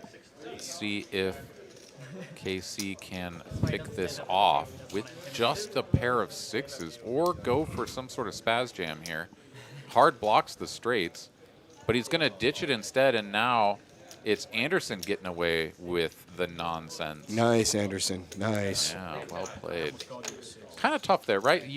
You always want to be paying attention to the action on the previous streets, not just the cards that came out. So if Anderson can bet big on the turn and then bet big on the river, maybe not big is the right word, but he can bet the turn and the river. What is he really representing? A king changes the texture a lot. Now, maybe it doesn't, maybe it does, but It helps when you turn you two know, cards off. just from like a static standpoint, like a king is now the new high card. You know, is he just like blasting out a queen anymore? Maybe not. I don't know. That's kind of weird, right? But didn't really think that much about it. Hard blocks the straight, which is the one thing that would just be like bet, bet, bet. I don't care what comes. I'm betting. I got the straight. You got 2 6s. I don't know. I mean, there's, and this is the way I think. Maybe it's not the correct way, but I would look at that situation and go, well, there's at least a flop 2 pair or a set here. And so, Try to or, find the nutty hands. Yeah, sure. By the time you get home, you no longer feel so. Yeah. No, I mean, it's always important to pay attention to the nutted hands, but I think that's definitely a place where you can get in your own way. By you can look at the board and be like, all right, these are all the nutted hands. Oh God, I guess you must have one of those. I have never Right. done that ever, not once. I'm not susceptible to that. I've Oh, never really? gotten in my own way. Oh, okay. I mean, that's exactly I thought you were being facetious for a moment. but No, Okay. I would never Oh. do that either. Like, All right, I don't even know what's real anymore, man. I think David Pratt is just pulling my leg left and right. Ace King High is good and will win the pot for Cy. He chips up. so to bring us back to the topic that is actually the relevant and fascinating one for the night, the reason why you don't want to go polar bear is because polar bear is one of the, I think it is 3 or 4 species on the earth that actually natively considers humans as prey animals. Like, Oh. the other dangerous ones will kill you if you threaten them. A polar bear wants you for lunch. Yeah, no, polar bear would have been probably my last one. Like, there's just no chance. There's 0 chance against a polar bear. Yeah, none. None. Whereas I don't think I've got a real chance against the other ones either. But like I said, they're not spindly, but they're more spindly legs than any of the other options. To be able to kick a fucking water buffalo or whatever the hell these things are. Oh, no, Cape A Buffalo. Are you Cape familiar with what a Cape Buffalo no, is? come on, man. Yeah, no, I don't want either of them. But yeah, no, I misspoke. I apologize. Cape Buffalo. Give him the old shin kick. You know, it worked in middle school. Might work against his ass, but it ain't Do gonna you work. guys have a against pet Cape Buffalo in your middle school? No. The shin kick. It's the maneuver. It's the ninja shin kick. You know, that's how you sort of dodge some of the. Son, I grew up giving swirlies to Cape Buffaloes when I was in grade school. Damn straight. Stuffed at least 4 of them into lockers. The only way they thwarted me was with the shin kick. Learning ways. I think it is, what is it? It's big cats, so like lions and tigers. Polar bears. There's some African crocodile that's like a monster just from your goddamn giant thing. Okay. And what's the 4th one? Oh, yeah, the dark horse. I remember reading about this. Blew me away, but then you think about it, it makes sense. Komodo dragons. Those are the animals that consider, they will look at a human and go, they're delicious, and I want to eat that. Okay. The rest of them will be like, I just kind of want to leave them alone unless they come after me. Okay. I want to give a shout out here to Ragnar. Thank you guys very much in the chat for giving us a shout out. Also, Raina here saw 5 black bears, 4 mountain goats, and 1 moose on your excursion to the Yukon. That's awesome. Wow.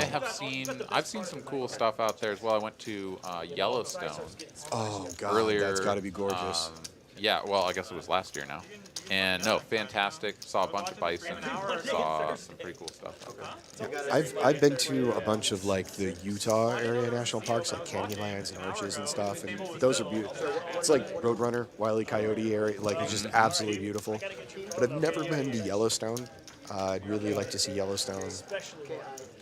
Yosemite, I've never been to Yosemite. Yosemite's got to be just stunning. Yeah, no, that's a spot that I haven't been to as well.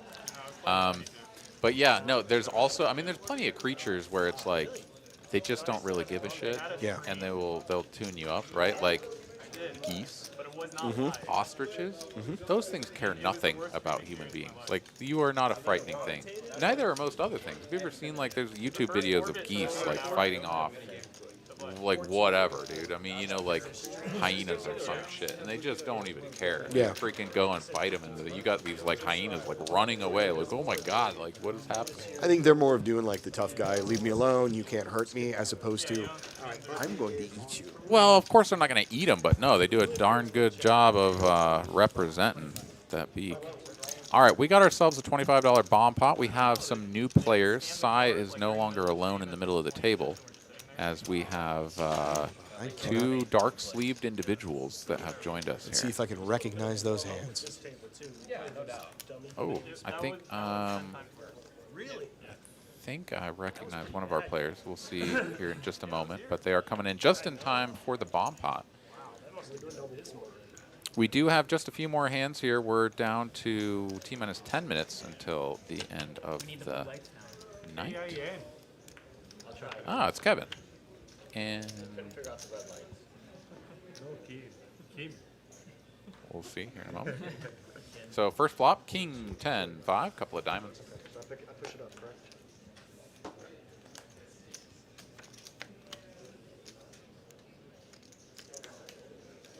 Hearts on the second board, so a couple of two-tones here.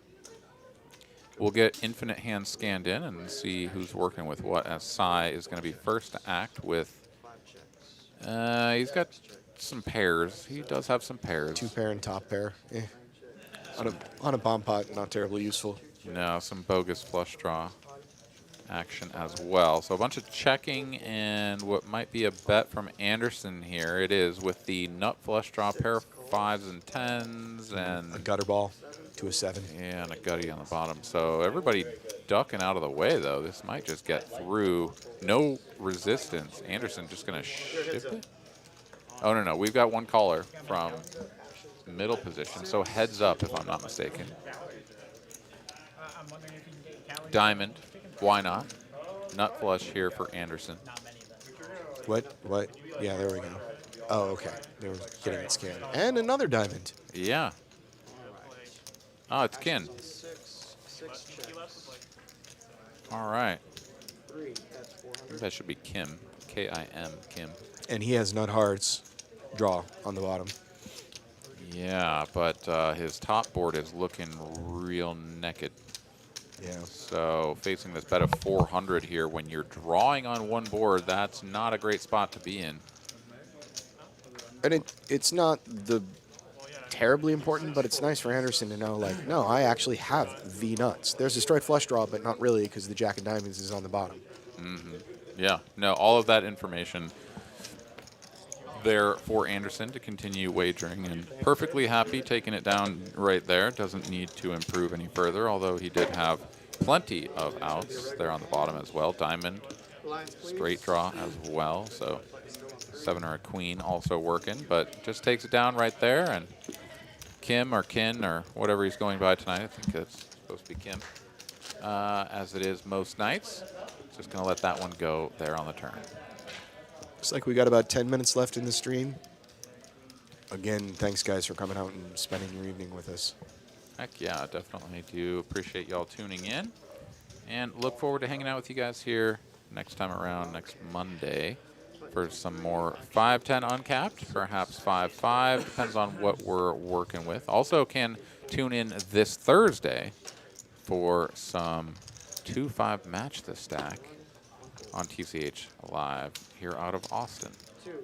Some more Fireball, other delicious beverages going down there for Max. Mooch going to open the cutoff and get 3-bet by Anderson, both players with suited wheels.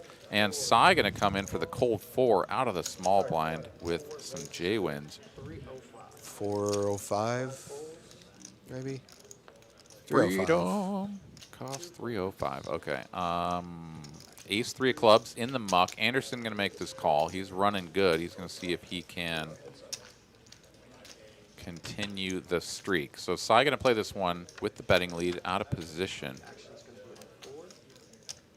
Flops top set. Why not? would have been ace high flush for Max, I think it was. Mm-hmm. But he is no longer with us.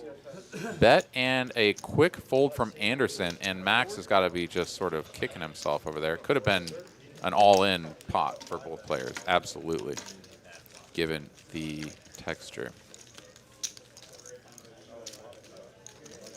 And that would have been a not awful spot for Cy, but he'd probably sniff it out like, oh yeah, he's got the flush, but I still have to call because I have boat outs here. I got a lot of boat outs. Well, yeah, what's probably more likely is that it would have gone something like bet call, right? When you're in position and flop the nut flush, like you very rarely raise your opponent, even when they, like especially when they have the betting lead, because you just want them to continue betting with whatever they have. And so probably would have just gone bet call to a turn, and then that's where the texture really makes a difference as to how the hand continues. If it's a total brick, then like top set continues betting hard, and then you can just see all the chips going in. If it's ever a connecting card to the board, like in terms of another club or a straight card, something like that, maybe pairs, then you can get some changes, right? Because now it's like if the board pairs, now does Cy really want to keep betting big, or does he want his opponent to hit that, naked ace of clubs on the river, right? So you can really shift gears quickly. I would have loved to have seen it had the ace three of clubs still been in there, but We got four ways to the flop here. And I think if memory serves, yeah, we got a top pair and middle pair and an effective third pair here for Kevin as well. King of hearts here on the turn completes the full Badoogie. So Kim here with the best hand, still checking. Checks all the way through. Free river card. It's another king, so Kim will finish with the best hand, kings and queens. Both Kevin and Max could be convinced to put some chips in here, though, for a small size. That's about as small as I ever saw. 25 into this pot.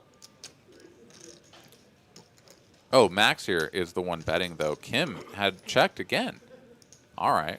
Well, then, yeah, this is going to be a call from Kevin, and Kim will call, and he'll take this down. They'll all sort of be maybe a little bit surprised that he didn't bet his queen earlier. Optimized, though, perhaps going to get a little bit frisky. Zero chance he calls. Yeah, no, and he's just going to let it go. But, yeah, I got a 9. I got 8s. I got a queen. Yeah, you win, bro. Take it down. The thinnest value bet in that. All right. Mad props and great commentary tonight. Thank you very much. Appreciate that. Look forward to seeing you guys here again next week. And tune in on Thursday. I haven't signed up to play on Thursday. Are you doing commentary, or is that a Will night? not sure who's doing this Thursday, but De La Pena and I think, are back next month, beginning of next month. I see. Okay. I can't do it this week or the week after. Okay. But I think so 2 weeks from this Thursday. So for those of you in the David and David fan club, and I know there are at least 5 or 6 of you, we will be back in 2 weeks. Sweet. Look forward to it, of course. And it's been a pleasure. Always fun hanging out with you here in the booth. And Yeah, it's been a while. chatting it up. It has been a minute, but we've had a jolly good time here tonight. Hand number 129 right now. Okay. All right, 131 will be our final hand of the evening. So we've got this one and a couple more. Let's see if we can get some spiciness. I'm bringing it back. You know, I said I was going to stop saying spicy, but I'm doing it again. Why not? That's pretty spicy of you. I know, it's the spiciest thing I could think of was to say spicy again. So I'm doing it. Are you sporty or posh? Sporty, posh, spicy, spice girl, spice Yeah, girl. which one are you? I I don't know, man. I was going to try to say something funny, and it just went off the rails real quick in my head. I tried to serve it up for you, man. I was doing my best. You gotta be shitting. Let you spike it back. But Spike spice? I don't even know. I don't think that's a thing. I didn't think so either. We're all in for KC, though. It's a Jack 10 offsuit, and Llama has a nothing burger. Yeah. Like he's really pained to fold the 6-4 of hearts, but he does eventually lay that one down. And you know, we do announce to the players like we're only going to play this number of hands or whatever, so we very frequently see a whole lot of crazy stuff happen in the last few hands. So I guess that was one of them. I mean, some of the ones that I've been on personally and played, I love the very last hand. It's like, oh, we're playing 2, 5, 10, 20, 40, 80, 160, 320, 640. Or get Chase in the mix and it's just 5, 10, 165 or whatever. No, that's just most of the time. You'd probably make it like 500 for the last hand, yeah. And then it's just like, oh, cool, we all have 4 big blinds. Let's see who's all in. Bug squash. Oh yeah. You can't really bluff through the. All right, so we got the $20 straddle on. That's good enough, apparently. As no takers yet. Cy has left the building, or at least walked away from the table. Kevin also wondering where his tablemate has gone. If Cy's left for dinner, that means he'll be back in about 2.5 hours. Yeah, no, that checks out. Although I think by this time he's probably already consumed his 2-hour dinner. Oh, wow, that was a walk. Okay, that went really quickly. So we are off and to the races or something on our last hand of the night. And we're doing a bomb pot. All right, the final hand will be a double board PLO bomb pot. $25 ahead. So no more 7 deuce. No more no limit Texas Holdem. We're going out with a bang here. Well, let's see what happens. Cy? Is he in? Ooh, 50. Is it a 50? No. Oh, somebody tried to get the 50 on and was vetoed. I'd take a little more of you, Kevin. A little more of you would be here. Right now it's just about 1,500. Cy will not be participating. Well, if they deal them out, technically, yeah, that's how it worked. They deal them out, and the straddles can continue. What do you mean straddles? Isn't that not straddles? Or I've not been paying attention. I don't. Oh, it's a bomb pot. Ah. Welcome to reality. All right, thank you. Let's rewind about 30 seconds. All right. Who are you? Where am I? Wait, did you say the flop? Oh. Okay, so flops will be updated here momentarily. As they are not quite correct. We will get the rest of these hands scanned in here momentarily, but we do see that KC is working with some wheel cards and nut clubs. Oh yeah, we saw it. You stacked them. All right, there we go. Flops are in. So nut clubs here for KC on bottom and a gut shot to the queen high straight on top. Checks all the way through though, so some free turn cards, brings in the front door flush on top and the clubs on bottom. Ooh, spicy. I've been holding that one in the quiver. Been waiting for it. Thank you. We got Perfect. quads here from Mooch. Oh, good Lord. There we go. Well, we found our 2 winners already, KC and Mooch. Except, is there nut hearts in the mix? There is nut hearts in the mix. Oh, he has both nut hearts and quads. So, Yeah, so he's double Is owning he? that. Yeah, that's a shame. Llama has second nut heart, so He's going to call $100 here. also does have 2 pair on bottom. So yeah, Llama could get sucked in here, especially if the top runs out like quote unquote clean. Oh, never mind. KC is going to go ahead and raise it up now, which makes sense when you have a hand that is the nuts now but is vulnerable later. Raising is perfectly reasonable. Llama will likely find a way out of here after Mooch snap calls this. Yeah, there we go. And now it's just pure one and done. Chop it up as well, actually, does Mooch does he have scoop potential even if it's like a weirdo? No, he's got the nut hearts and the queens. That's all he's got. Yeah, this is a chop pot. It's an all unpaired day. board, so yeah. And in fact, the bottom board doesn't even pair to put any sort of fear into KC either. So he's happy to just go all in, and it's gonna be like, cool, I have quads, I have the nuts, and chop it up. Still not so bad there. Both players gonna go ahead and win about $1.25, and that's how we will finish this evening stream. So thank you guys for tuning in. On behalf of myself, the staff here at TCH, Mr. David Pratt, wish you all a good night. And we look forward to seeing you again next time. So come on back and hang out with us. Y'all have a good one. Take care.